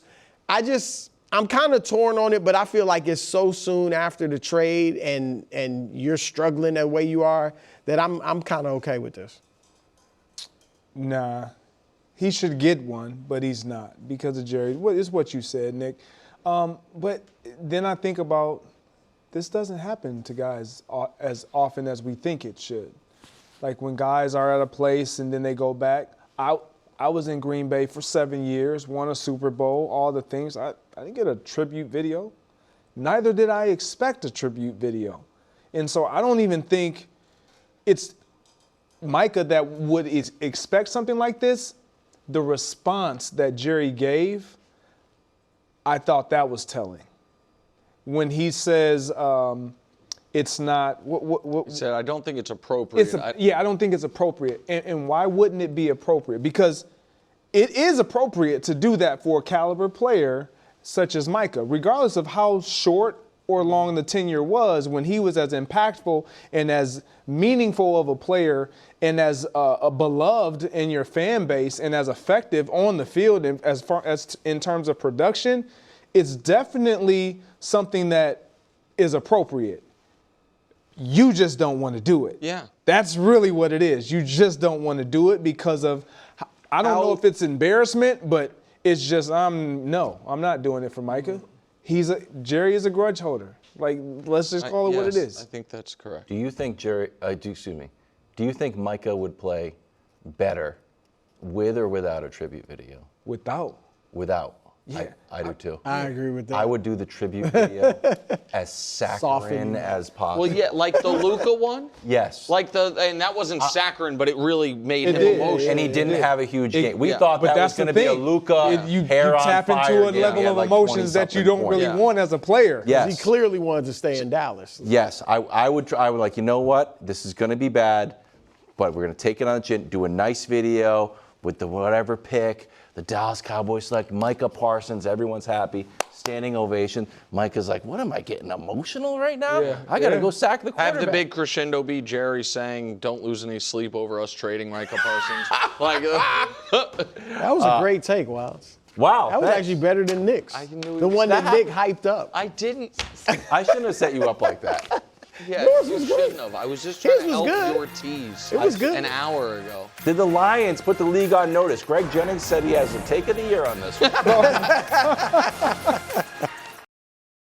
Hey, tomorrow it's the greatest segment in all of sports, the committee meeting deep into the night. What's the committee watching on shows? Do you guys have a little warm-up watch? What do you mean watching on shows? Watch it on shows, like a streaming. No, we're meeting. We're working, bro. I thought you had a little bit of a watching on the show. We got to get to Bru's MVP. Chargers right tackle Trey Pipkins said his quarterback is, quote, unbelievable. And if that's not the MVP, well, I don't know who is. Well, Trey, good news.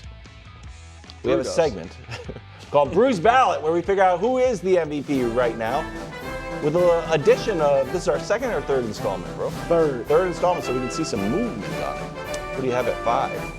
At number 5, Jalen Hurts. Last nice week he was appearance. not ranked. Phenomenal half. It would have been a great game. 3 touchdowns passing, 1 running in the first half. So 4 touchdown game. Huge win for them over the Rams. Could have implications with seeding and things like that. So Jalen Hurts, love it. Just a straight up winner. He's at number 5. Number 4, Greg. Shout out to Greg Jennings. Wow. Danny Dimes, Indiana Jones, whatever you want to call him. I mean, look, he is the first player in the Super Bowl era to start the season with 3 touchdowns passing, 3 touchdowns rushing, and 0 turnovers. Wow. I mean, they're the Has he forced any fumbles? 3rd highest scoring team in the league, and he is orchestrating the ship. Only 3 passing touchdowns, as I said, but he's run the ball and he's just orchestrating the ship. Almost throwing for 300 yards a game too, like 272. All right, at number 3, Knicks guy, Baker Mayfield. The numbers don't jump out at you, although he does have the 6 touchdowns, 0 interceptions. Remember last year he led the league in interceptions, so he's corrected that. But yeah, been clutch, 3 game-winning drives in the first 3 games. Number 2, Josh Allen. Because they have such a weak schedule and thereby not the huge games of the week, even though they'll be on national TV and stuff, it's like he almost could fly under the radar. But he was great last week with the 3. Well, the passing media won't touchdowns. let Josh fly under the radar. He's the most talented player to ever play the position. No one's ever played it better. So Yeah, I feel like people forget, because some of these games aren't huge. At number 1, no surprise. There's a little bit of surprise. Really? So Yeah, who? he didn't have a I want to great- hear about y'all. Really? That pass he threw? I'm saying he had 1 touchdown. That's all. It was the game-tying pass, but he threw for almost 300. He did throw for 300. Yeah, threw yards. for 300. Yeah, I mean, it was a tough game. That's a good pass I'll rush be honest, they have in Denver. I had forgotten that he was number 1 last week. So Lamar and J-Lo fell off. Because J-Lo was 5th and Lamar was 2nd. They fell off. And again, Lamar's his numbers are great, but the record, I mean, they're 1 and 2. I like it. I'm trying to think if there's somebody that I would have had in there, but I thought you were going to love Baker. I don't like it, bro. I love it. First things first, overtime coming up at 5. It's going to be excellent, I promise. Live from New York. It's a show that's still whining about the tush push No, in the break. that's just not true. I'm not even talking about us. You don't know what I'm talking about. You said it's the show then. It is implied.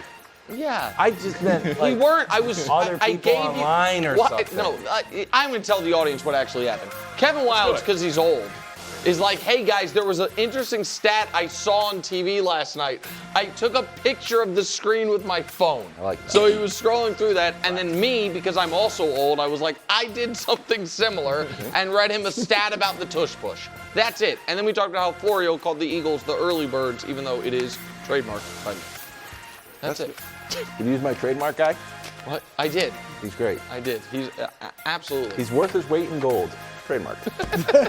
Today, he did that for me. It's valuable. Yeah. Russ bench. Sometimes you're actually funny, buddy. Was this the right move by the Giants? And are we going to talk a little bit of Hall of Fame? Did Russ play himself out of Canton? I like that. Meanwhile, Danny's top think 10 he did. teams. How far have the Chiefs climbed after beating a team that literally had to just bench their quarterback? They are so bad. Or they forced him to the bench. Well, or they no. forced a fringe Hall of Famer out of the league. That's another way to look at it. Write the script. You do. But right now, Ravens get run on and run over. Lamar had 3 touchdowns, not enough. Here he was after the game. I feel like week 1 was a wake-up call. Not just this loss. Week 1 was a wake-up call. Last week was a wake-up call, because we started off slow last week, and we got beat tonight. Lions had a great game plan. I feel like offense and defense for those guys played great. We just got to find a way to win. Okay, several wake-up calls there, Brou. Is it panic time in Baltimore? Well, I'll say on that, Lamar does, and he did seem throughout the game frustrated. He sounds frustrated, which I kind of like. Like it's a freaking wake-up call, but all these other things have been too. I'm not panicked. Obviously, if they beat the Chiefs, I feel like, okay, everything is right in Ravens world. I'm sure they'll feel the same way. But there's a lot. I won't even panic, Danny, if they lose to the Chiefs because their division, Cincinnati, no Joe Burrow. Obviously, Cleveland's not good. Pittsburgh's not really that good. They should win the division, get in the playoffs, but for them, it's S-Bob, of course. And I'm not panicked about that, but that defense is not a AFC championship caliber defense. Last year, they improved greatly on the second half of the season. I thought they were going to come in this year and pick up where they left off last year defensively and be great. Yep. But they got a lot of work to do there. And what was alarming yesterday was the way they just were pushed around, which you rarely see the Ravens. They're one of the toughest teams in the league. You rarely see them pushed around. They couldn't run the ball. They couldn't stop the run. And that was alarming. Some people said they looked like breakdancers. I mean, I wouldn't have done it, but some people said they looked like breakdancers. I'm counting on the Ravens seeing that. Oh, yeah. And going into Kansas City and making amends for that. Yeah. But no, I'm not panicked, but there's a lot to be concerned about. There's no question. Yeah, I wouldn't panic. We're pretty much aligned there because they've won double-digit games, 6 of the last 7 years. They're going to win the division. It feels like the floor here is the 3 seed in the AFC, and then we will just talk about them as like, okay, let's see if they can do it in January. To your point about the defense, though, what I would be fearing if I'm a Ravens fan is that last year was the best shot, where like the stars all aligned and the defense and the offense were both elite. Because you're right, the defense at the beginning of last year, and we can show it because it was awful. It was also stark, like in terms of it went from awful to the literal best in the league, and now it's back to being awful again. And last year the explanation was, well, they moved Kyle Hamilton around. Right. It took Nate Wiggins, their first-round pick, a little bit of time. They gelled and they New D coordinator because McDonald went to Seattle, exactly. But now, like, there's continuity there. And so is it just, Matabuke's injured and Van Noy's injured, and it's like should we be talking about the Ravens defense like we talk about the Chiefs offense? Well, when they get Worthy and Rashee Rice back, that's the same thing for the 2 top players on the Ravens. I don't know the answer to that, but I also know we won't get the answer till January. Well, hold on. I think I know the answer to that because we saw the Ravens defense in week 1 with those guys. Let the Bills do whatever they wanted. And that is the Bills. Weird things happen in week 1. Bills are an elite offensive team. Well, right, but they got this is my frustration. So I am panicked for Baltimore. Mm-hmm. And people can say, Nick, it's a double standard between the Chiefs and the Ravens. For me, yes, 100% it is, and I think the Chiefs have earned it. And as far as what it would take for me to panic about the Chiefs being able to flip a switch in January is very different.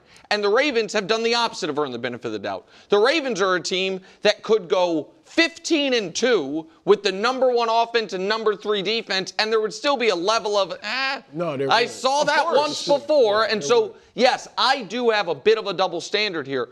But I also think that I don't know if we can show it or not, Dust, the Chiefs offense to the Ravens defense, because you kind of set up my point. The Chiefs offense has been mid. The Ravens defense has been awful. That's the difference. Like the Chiefs offense is, and we'll show it at some point, is middle of the pack in everything. Yep. And the Ravens defense at the moment is close to last in everything. And then you add to it, so like that is different. It's neither is good, you know what I mean? But one is catastrophic and the other is disappointing, particularly given who your quarterback is. And you add that to the fact that to me, and this was, I thought, apparent at the beginning of the game, they seemed pressed. Now, the Chiefs have seemed pressed, but the Chiefs were on the first 3-game losing streak the team had ever dealt with. You know what I mean? Since Patrick's been there. There were things going on. Lamar's body language immediately seemed odd for a team that was coming off a win and whose offense had scored 40 in both of their games. You know what I mean? Like they're right now they average 37 points a game. Yes, like they're right, and they're 1-2. So look, unless they lived in a hole, you would think they got to be feeling the heat. They know. You talked about last year being kind of things they were in the perfect situation. It felt like 2 years ago too. When they lost to the Chiefs, they were in a perfect situation, right? And so the last 2 years they've kind of been right there, not played their best football in the postseason. with strange happenings, just a great tight end dropping a ball and a fumble by Derrick. Like, all these things happening, they are definitely feeling the heat. Lamar probably is he's hearing the noise about you got to win a Super Bowl. You know, you don't do it in the playoffs, and Josh at least plays well in the playoffs. So I do think they're probably feeling the heat, and that's why they need to beat the Chiefs to just get some peace of mind. Okay, listen, I buy that because they did look frustrated last night, but to your point on the double standard, Nick, like, if you will have questions about them at 15-2, you also will have questions about them at 11-6. Oh, because like the question is, no matter what, the question is, can the Ravens play their best football in January for 3 or 4 consecutive weeks? That's the only thing that an SBOB team matters, right? Yes, but the distinction is this: if they're 15-2, and the answer to that question is yes, then they win the Super Bowl. If they're 11-6. If you are a 15-2 caliber team and you play your best in the playoffs, you win the Super Bowl. The Ravens team that I have seen thus far this year at its best will not win the Super Bowl. You understand what I mean? Like, if you're an 11-6 team, that you typically, your best is not good enough to get to the Super Bowl. And so I think that the Ravens right now, that Lamar is an unbelievable player, an all-time great. The rest of the team, it's like, wait, so why was he sacked 7 times? Yeah. And why is Derrick Henry, why for the first time in Lamar's career did they go back-to-back games without rushing for 100 yards? Right. The first time. And then we get to the defense, and then we get to the fact that the coach, it is pretty consistent to me that in these tight spots, and we talk game management stuff, the other coach does a better job than Harbaugh. Like, I thought Dan Campbell going for that 4th down was something that it felt to me like in the flip side Harbaugh wouldn't have. And I'm not saying Harbaugh necessarily needed to go for his 4th. He had like 4th and 9 with 6 minutes left. I thought that was a borderline one. I'm not going to kill him for that. There's just a lot of pieces of Baltimore that through 3 weeks are alarming for a team that doesn't have the don't worry, we've been there before pedigree. Brou, can I give you put one take on the take chip board? And I think I established that this was my take on the Ravens. I wouldn't mind if they didn't have home field advantage in the playoffs. Well, luckily they're not going to. Well, if they had a few rough losses and they didn't just have cruise control and it's like week 16 and we're like rest versus rust for the Ravens, they cruised, that they have some tough losses. They have to address some stuff during the season. I think we talked about, like Lamar knows, like, you know what? I'm not going to get sacked. I'm just going to take off now more. Derrick Henry gets another lesson, oddly, on ball security. That seems a little bit too elementary. But maybe it's just through the fire. I think that's a good point. Like last year, they had very little adversity after starting 1-2. This year, some would help. But what would also help is beating an elite team. Like, they've lost to Buffalo. They've lost to Detroit. If they lose to the Chiefs, they only got one more elite team on the schedule. That's another reason you don't need to panic. I mean, Texans now, the Rams, if you count the Rams. But look at the last 2 columns. It's the Packers. It gets light. Yeah. Right, like the Bears, the Dolphins. So that's an interesting point, Brou. If they lose to the Chiefs, they won't have many opportunities to prove them that they're then they're all bad. I mean, the Rams is kind of, but the Packers will be the last chance. Yeah. So, yeah. They need to be the elite team. Like a 4 or 5 game winning streak. Our guy. You got to just be aware of that. Yeah, that's true. Beating the Bears, it could be hard to do. Meanwhile, the Lions moved to 2-1 with a complete game on offense and defense. Dan Campbell feeling caffeinated and great. I don't know, statement, all this and that, but it just feels good to know against a type of team like that, you play a different type of game and you're able to find a way to win. So one of the things I mentioned early in this year is I told the team I want to find out how many different ways we can win games, because the better you get at winning, the more you win. There we go. Did the Lions officially put the league on notice, Parkins? I mean, if you haven't been noticing the Lions, I didn't need that game last night. Oh, really? Personally. Really? I did. Because you overrate the Bears. No, I don't think it has. I mean, you thought them beating the Bears 52. Oh my gosh! Wow, what can't they do? wow, I hadn't considered that. Yeah. Maybe that's there in the subconscious. No, listen, I've picked the Lions to represent the NFC in the Super Bowl now 3 consecutive years. Like I feel like I was an early adopter. Their Super Bowl pick this year?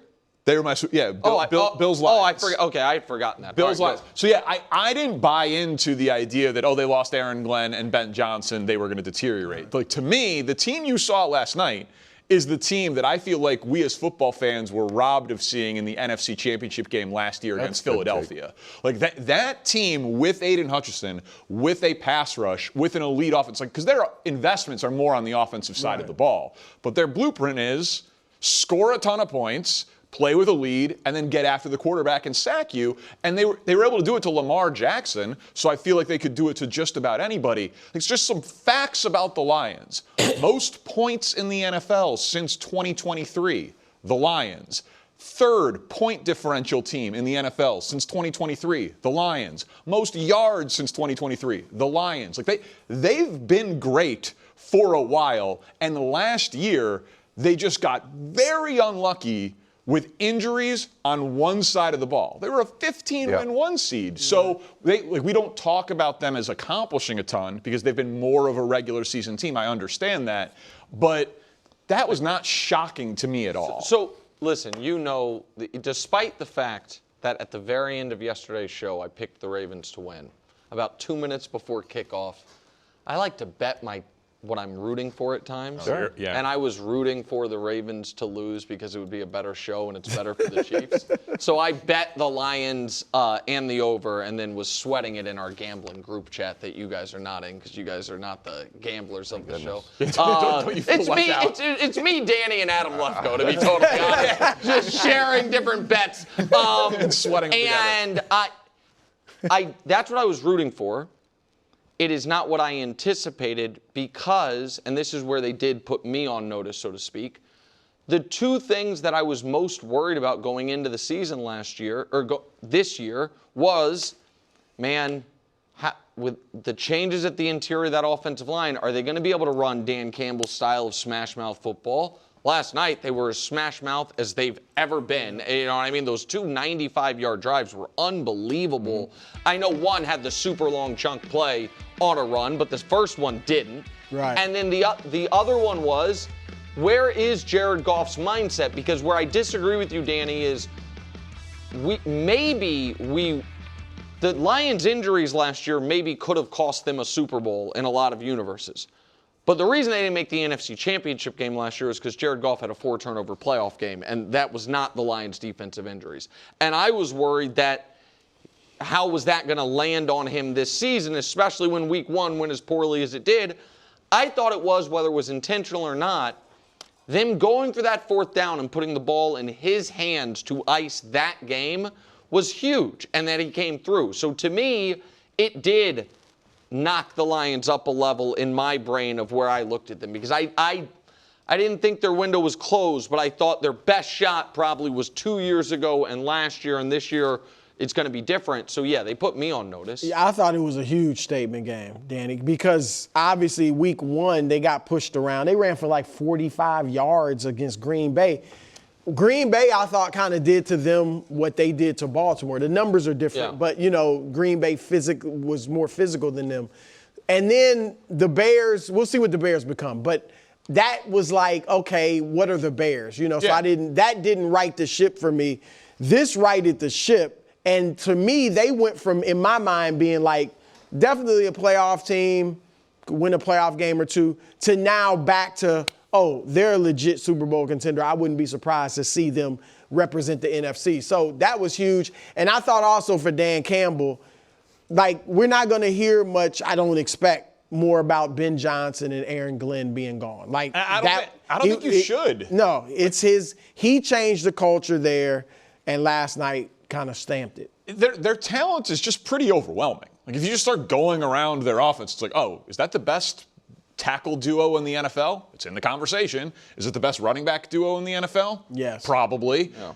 Amon-Ra St. Brown hasn't dropped a pass in 2 years. Yeah, top 3 wide receiver in the game. Is that true, or you're just saying that? No, they showed it on the broadcast. Yeah. Last year, he had He's 169 ridiculous. targets, 100, and he did not drop a pass last season, and he hasn't dropped one this season. Right. Like That's what they- Laporta's elite. Yeah. Goff has been great. Like they're an awesome football team. KW. Yeah. You missed your exhibit? You know This what? is his ex, and now he's Yeah. run off with the Eagles. Oh, No, yeah. I didn't run off. What I wonder is,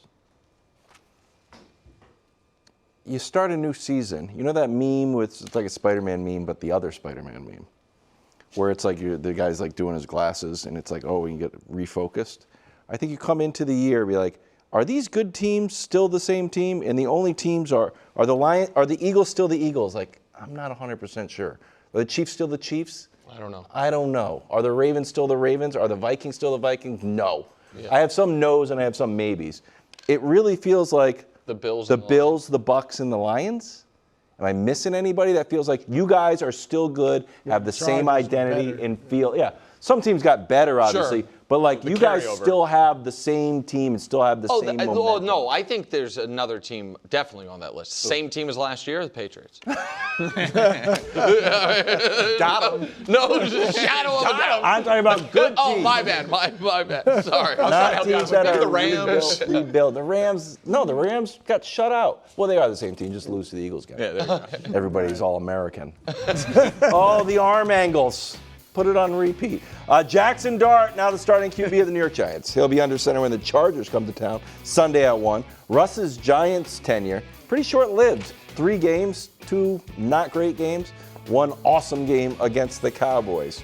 Was benching Russ the right move right now, Danny Parkin? I would have done it week 1.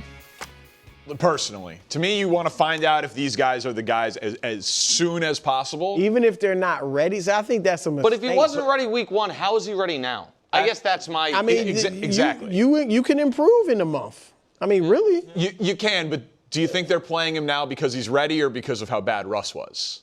Well, it's obviously Russ. Yeah. Well, so then and to they me- wanted to. They were thinking, as everyone was thinking, they had a great defense or would. And they're thinking, let's see if we can get in the playoffs. Yeah. Like, they had playoff aspirations.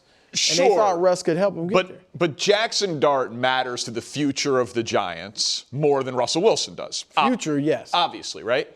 And so starting the clock on that future because Russell Wilson was bad for 3 games, like you should be basing everything through the prism, for me, of Jaxson Dart. And so what I would worry about now is, are they going to play him before he's ready, to your point, and then play him with a coach that they're ultimately going to fire, and he's going to have 2 coaches in 2 years? Because that is how you stunt the development of a young quarterback. There are countless examples of that throughout the NFL. So this, I 100% agree with you. The problem I have with this is the process. And it's if Jackson, you are trying to win games, you are also trying, whenever you draft a first-round quarterback, to develop that quarterback as well as possible. And to me, it is at cross purposes trying to tell people he was not ready. He was not the best option after week 1. It is September 23rd. He's the best option now. They don't know That what part to me But is did they it goes to say- your point that some of these teams, they just don't know what they're You know doing. what I'm doing. Did they say that he wasn't ready? Because, again, Dable and those guys are thinking, we're going to make the playoffs this year and save our jobs. We got a Super Bowl winning quarterback, granted, past his prime, but still, he helped Pittsburgh get to the playoffs. We know we got a strong defense like Pittsburgh had a year ago. We got a great receiver. Let's go out there and win some games. Now it's over. Now even to Dable and his staff, you understand it's all about developing this guy. but they have to hopefully win now. saving I our don't- jobs. Yeah, they got to win some games, but I mean they're not going to make the playoffs. But if they win 7 games with Dart looking pretty good, Well, that might that save part their is job. true. That the Giants going 7-10 with Russell Wilson starting 17 games is a what the hell was that for a season? The Giants going 7-10 with Jaxson Dart starting the rest of the way is we feel good about that part of it. I agree with you there, bro. Yeah, if he looks good. But you should be playing Jaxson Dart on Jaxson Dart's timeline, not on Russell Wilson's Right. timeline. The argument is that actually maybe Jameis should be starting. Correct. Like if Jaxson, this is what, if Jaxson Dart wasn't ready 23 days ago, or however long ago, less than that, then and you can't play Russ anymore, then it's probably Jameis while you wait. But I think this is about avoiding boos and avoiding empty seats, because I think that's what gets coaches fired. Listen, I test off preseason, so it's basically meaningless, but I watched it, so I'll say it. Look sick. He looked pretty good. Really good. I'm excited for this, and I absolutely see a reasonable path that he is better than Russell Wilson. So it's it's definitely on the board that Giants players in that locker room are like, all right, let's go. I do think they were psyched. Yeah, and I think they were really turned off by what they saw from Russ in the last game. Their spirits may have been broken, so you might have had to make the change. Coming up next, Danny's top 10. Can the Chiefs climb? They weren't even in Collins' rank. I know. Well, they are 1 and 2. They are technically 1 and 2. 10, 9, 8, 7, 6, 5, 4, 3, 2, 1. Get it? Top 10 Tuesday. Danny Parkins, Greg Jennings, and Willie Colon entering in at number 10 for the first time. The Indianapolis Colts, but pour one out for their punter, Rigoberto Sanchez. Who? Exactly. And it's not just because he's a punter. The Colts have been so good offensively, they've punted once all year. 3-0, 1 punt. You deserve a spot in the top 10. I don't make the rules. I just enforce them. Number 9. Sorry you lose to the Browns. You drop all the way to number 9 with the Green Bay Packers. And listen, their greatness, like their best, is really good. Mm-hmm. But the bad is a big yikes. And Jordan Love, I struggle trusting him when he has at least 1 turnover in 13 of their 17 losses since 2023, including the playoffs. He has 24 touchdowns and 23 turnovers in their losses since 2023. Like, when he turns the ball over, they tend to lose. Catastrophic. And obviously those two things are correlated for every team, but he just throws a lot of interceptable passes. Too many for me to fully trust him. Coming in at number 8, the Tampa Bay Buccaneers, up just 1 spot from last week. Obviously the wins are impressive. Obviously the clutchness is great. And I, like everyone, love the Bake Show. I don't know how sustainable this is. Well, they're hot. Let them go. I understand. Mike Evans with the injury, but they're getting Wirfs back. They're getting Godwin back. I'd love to see this offense fully healthy because I still do think they've got a top 5 ceiling on the offensive side of the ball. The LA Rams, I said before the year, I doubted you with health. Now that you've proven that you're healthy and Stafford's staying upright, I fully believe in what this team is able to do.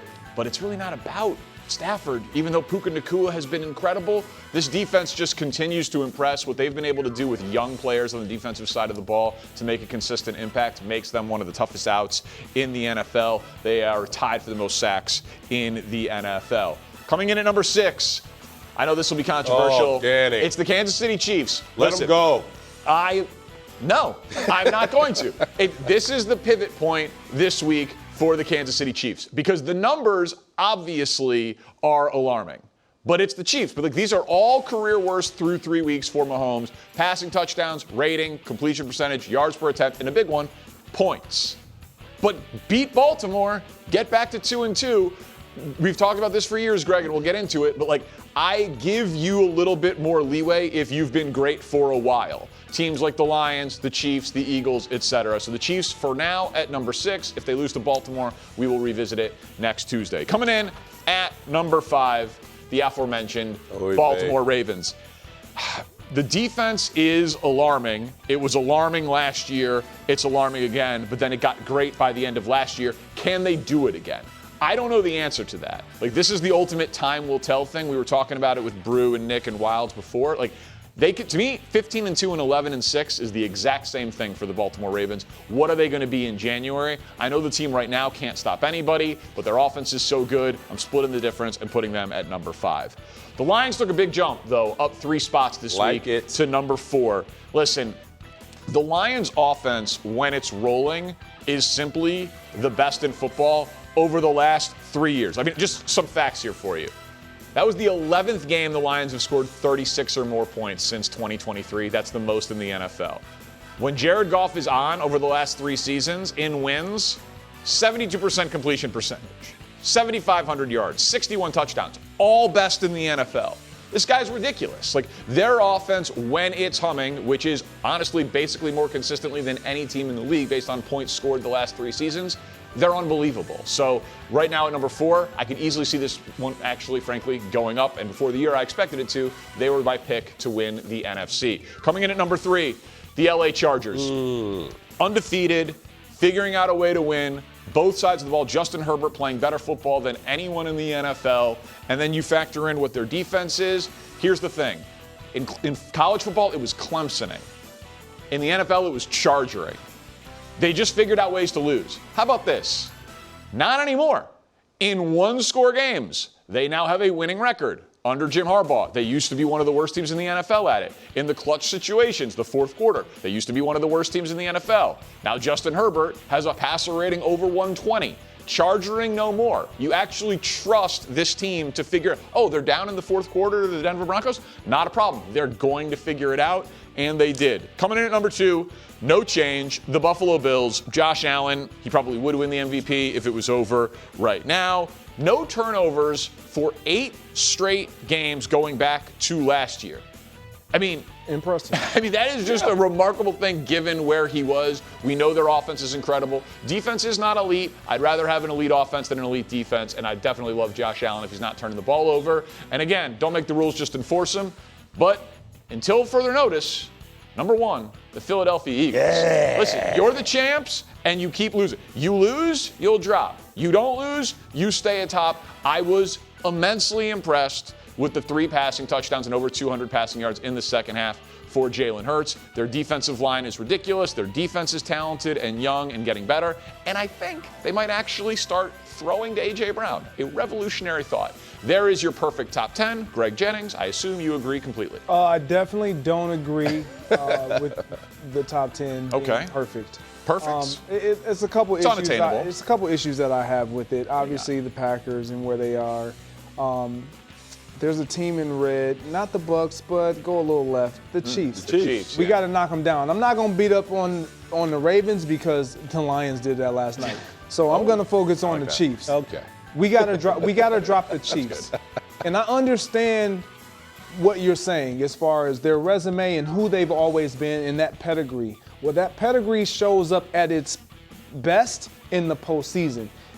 Over the course of the regular season, they've typically been able to get it done. This year looks a lot different. And for them to look the way that they did, even in their last game outing here in New York against the Giants, it just doesn't look right. And I know we can point to what they don't have offensively, what they're not able to do defensively, but these are all the reasons. Even when we look at Patrick Mahomes, it looks like he's pressing even more.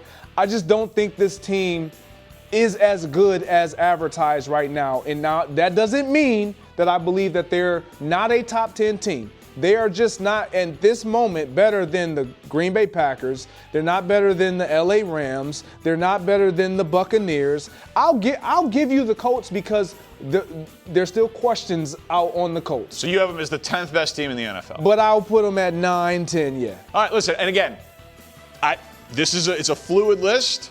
I fully admit my own bias. Like if you are a consistent team, it takes more than one blip for me to drop you. I'm not quite there yet. It's been a couple blips. but to teams that are 1 and 3 on the list. Yeah, you see what I'm saying? Like they don't have the bad loss yet. And by the way, the Ravens would not be that bad of a loss. Like preview for next Top 10 Tuesday, they might hang out at number 9 or 10. Of course. If they lose to Baltimore. After that, though, they could fall. All right, Willie, perfect list. Allow me to be petty. I'm gonna drop the Green Bay Packers down a peg. I'm gonna put them in the 10th spot. And what? Yeah, listen. When it comes to the Green Bay Packers, they can't find love in the fourth quarter. Right? The defenses have figured out if I play too high, rush 4, and make Jordan Love force him to make layered throws, the offense goes nowhere. I mean, they're stagnant and stale, especially with the run game. So if you're looking at the Packers overall, when they need Jordan Love the most, we showed the interception, and when you talk about the run game not showing up, he can't shoulder this offense. So I don't know where the Green Bay Packers go if Jordan Love doesn't show up in situational football. They look average when he falls stale. So you could talk about the defense, but it all comes down to Jordan Love's shoulders. And we said it yesterday, he's streaky, man. He is. Can't count on him. Which is why their defense has been great, and the Browns' defense is going to make a lot of people look bad. And Jordan Love at times, I'm sure, will have 5 touchdown games and beat good teams. I just don't know how much to trust them. I don't know how much to trust them. I mean, they remind me a little bit of what's going on with the Eagles. Like, they were relying on the running game last season when we saw them make their run, and they were having a lot of success with Josh Jacobs, and it was opening up everything else. This year, their running game hasn't been as prominent and as effective, and so I think that's impacting them. But Jordan Love, I agree, he has to be better in moments, but he's been good. We trust Love. I mean, we trust Hurts after what he did against the Rams, right? There's no question about. We do. I don't know if the media or there's the world no way anybody can have any doubt about. Do we? Jalen Hurts. Listen. He's got the ring on his finger, and he's God, playing. No, I trust him not to make the mistake that Jordan Love does. Do you trust Jalen Hurts over Jordan Love? Yes. That's all I Yes, he will not turn the ball over like Jordan Love will turn the ball over. Yeah, but Jordan Love will throw the ball. Yeah, Jordan Love will throw the ball a lot more. So it's confusing. These guys had a big disagreement on last night's game. Someone owes lunch. Someone didn't pay. Oh, okay. Last night, the Lions rolled the Ravens in Baltimore, despite Lamar Jackson having a great night with 3 touchdowns. The defense just could not slow down Jared Goff, Jahmyr Gibbs, David Montgomery, and the Detroit Lions, who put up 38 points. Here's Dan Campbell after the big win in primetime.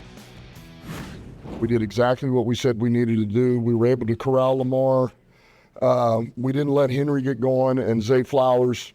We came away with takeaways and big stops. And offensively, we were able to control the ground and the time of possession, and our receivers and Goff made plays in critical moments in this game. I just thought it was an outstanding team effort. So the question is, bigger story here, Ravens loss or Lions win? And to me, it's on the Ravens side, but I will say I fully expect both of these teams to be playing in January. So to me, I said it yesterday, could be a Super Bowl preview. Mm-hmm. Both of these teams, Brou would say, are SBOB, Super Bowl or bust. Like, their seasons are not made or lost in September when you are as talented as either of these two teams. But the bigger question for me, because I said it, I was like, the reason I picked the Ravens was I thought both teams had elite offenses, and I thought the Ravens' defense was better than the Lions' defense. Mm-hmm. That take aged like an avocado because the Lions' pass rush was incredible, and the Ravens... Well, they understood their assignment. Stay in your rush lanes, you can bottle them up and get the sacks. Yeah, but you don't normally see Lamar go down like that. No, but I think, to what we watched yesterday in the Detroit Lions, they understood that when Jackson, you take away his first option, he gets feetsy out there. His legs go crazy. He's trying to get out the pocket. So you saw right now those ends staying contained, stay in your rush lane, and he had nowhere to go. And they remained in constant pursuit of him. Yes. Regardless of where he was, because he does get out the pocket and get up in the pocket and keep his eyes down the field, and he doesn't go to strictly his legs. Like some of those sacks, you got to just go run. And he's still trying to look down, trying to find somebody open. So I think that's why they got him down. And so now my question for Baltimore would be, are you going to figure it out? Because last year they figured it out defensively. They did. Yeah. Like their defense, and I wanted to remind myself, because you don't normally see this. You maybe will see improvement, but you don't normally go from half the season you're a bottom 7 defense to then the second half of the season you're literally the best in the NFL. Yeah. You know? And so if I'm a Ravens fan, the thing that would keep me up at night was last year our best shot, where the offense and defense were both elite at the same time. Because I think Derrick Henry will figure it out. I think the offense will be great. But if the defense merely improves to 12th in the NFL, that's not as good of a team as last year. So to me, the bigger story was on the Ravens side. Yeah, I'm with you, Danny. For me, it's the Ravens too. And I think John Harbaugh and his Ravens team is in trouble. Because for me, it's about situational football. It's about 3rd and truth, 4th and needed. I go back to week 1 against Buffalo, 4th and 2, a minute 33 on the clock. We dragged John Harbaugh for taking the ball out of Lamar Jackson's hand, right? Because he said, listen, I'm going to roll my defense out there. He's going to stop Josh Allen. It didn't happen. Then we watched last night, 4th and goal, we gave the ball to Lamar Jackson. Jack Campbell strip sack, Ravens recover, and it was just a decline ever since declined the rest of the game. And then you saw Derrick Henry fumble. So my point is, if you're John Harbaugh right now, who do you lean on when you need it the most? Because your defense has failed you, your offense has failed you. You put the ball in your playmaker's hand. He has failed you. Derrick Henry has failed you. If you're a Super Bowl contender like we all think they are, who do you lean on when you need it most right now? I mean, I think that answer is going to be Lamar, but again, it has to be Lamar. Yeah, and you have to see that in January, though. But you're on it. You think it's the Lions side? Yeah, I look at the Lions in the fashion of which they won the game. You listen to Dan Campbell, and any time a coach comes into a week, there's keys to victory. There's things that we want to see on film when we come back to watch this game, this tape, and this game film. And they're going to watch it and they're going to see it. Are we going to be the most physical team? Are we going to establish ourselves and establish the line of scrimmage on both sides of the football? And then can we sustain drives? Can we control the ball and keep the ball out of their best players' hands? They, like he said, eliminated Derrick Henry, and they did it early. Yeah. After that first long 28-yard run, we saw nothing more of Derrick Henry in a positive respect. Lamar Jackson, he's going to get you eventually, but you want to minimize that, and you want to make him question what he's doing. They did that with their constant pursuit, and then running the football.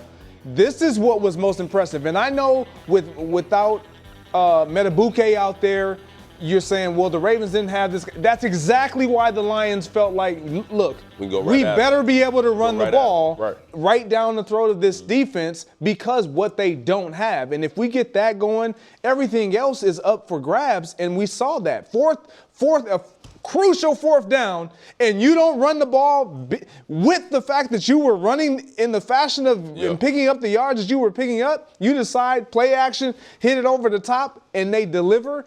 It was a great display of play calling, of being able to just outman your guys. I loved it. Well, can I say this quickly? We also got to call out Todd Monken, the OC, because I thought he did something that I thought he was going to correct after the Ravens lost to the Chiefs in the 2023 AFC Championship. They lost their identity in the second half running the ball. They got away from it. In the first half, I thought they committed to the run. They were solid for the most part. Coming out of halftime, they fell apart, man. There was no sense of commitment to the run game, and I think that's the biggest woes with the Ravens right now. When things get tight and things get hot on the field, you see Todd Monken say, all right, we got to air it out. That's not who the Ravens are right now, and that's not who they've ever been. It's about ground and pound, winning on early downs, and being able to establish long drives with the run game. And he failed once again at that in a crucial game. To me, this is a crucial game because this is who the Ravens are right now, right? Whether we want to believe it or not, this is who they are. The defense can't stop anybody, and the offense is great, but not good enough to win games in tight matchups. We'll see if they can do it against the Chiefs. Let's go to Dallas, though. This story, this is just hilarious. So the Cowboys host the Packers, and you might have heard Micah Parsons is now on Green Bay, and Jerry Jones was asked, are they planning on recognizing Micah's return and honoring him? Here's what Jerry had to say. I don't think that's appropriate this way. Emmett, as in Emmitt Smith, coming back, that was a different story. But that's not to diminish Micah. I think Micah's got enough welcome out there. We just need to show we've got antidotes for that. Who thought Micah Parsons deserved like a tribute video? Like you heard the kids will say like that's a self-own. Like what do you think? Jerry Jones is like, you know what? I want to honor that one playoff win against Tampa. And you know how everyone's clowning me for trading this generational player for Kenny Clark and some draft picks who aren't on the field? Let's just give the crowd an opportunity to boo me and what? Obviously, they traded him. He didn't retire. Like he didn't. Like, I don't understand. Like, why would Micah Parsons be honored in Dallas when they traded him away? I'm interested to hear your take. Give me some. So, because I feel like you got something that's gonna piss me off. Well, I probably don't. Like, do I feel like he's deserving of it? He was an awesome player, obviously. Yeah, awesome, very awesome player. Right. Anytime you have that type of value, not only on a team but even recognition with the fan base, and you are that beloved, some type of acknowledgement. Does he need a tribute? I don't care if he had one or not. I didn't get a tribute. I was there in Green Bay for 7 years, won the Super Bowl, all the things. I never thought about getting a tribute. I doubt if Micah thought about it. However, how Jerry said this, I don't think it's appropriate. Like, it's not appropriate. You don't celebrate an ex's birthday. This is Jerry's house. I didn't want to be an ex. You got rid of me. No, you needed to be an ex because we weren't winning with you, right? And so we had to make a decision. And you're winning without me. No, the secondary is horrible. And Matt Eberflus is Man, bad. the defense is horrible. I don't want to hear nothing No, about listen, they got to be better. Micah was an impact player. I'm not going to take that away from him. At the end of the day, I think Jerry Jones is 100% right. Let's move on. I did what I did. I said what I said.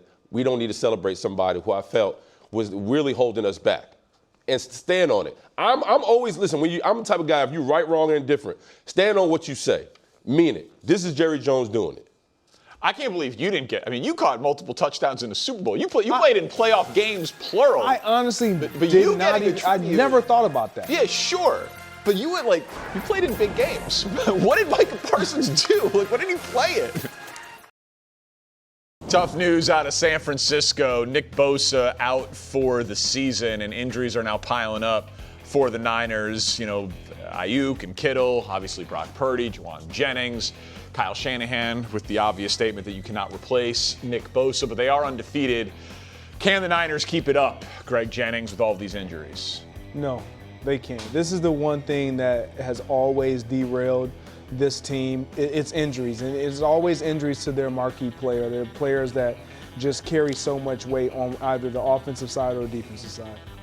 Yeah, to me, the schedule doesn't warrant panic. I think they can. If you pop their schedule right up real quick, I mean, it's an easy schedule on paper. Yeah, it is. They can run through the Jaguars. It's going to be a tough one against the Rams. Obviously, they're top dogs. The Bucs they can rumble with. So after that, they can roll. So for me, I'm not worried about. Mac Jones has been pretty efficient. They're playing well. I know the loss of Bosa hurts, but you still have Bryce Huff, and you got the young kid, McKill, playing well. So I'm okay with the Niners. Yeah, listen, they are very, very top-heavy as a roster. Yes, and so they then are. when you start losing elite players, you might win some regular season games, I'm with you, but they're trying to win big. And now Bosa out for the year. And that's not happening. Exactly. It's going to be too much attrition for them at some point. That's what happens when you pay Brock Purdy. Can I get my? You'll get your lunch from him just one tomorrow. Oh, okay.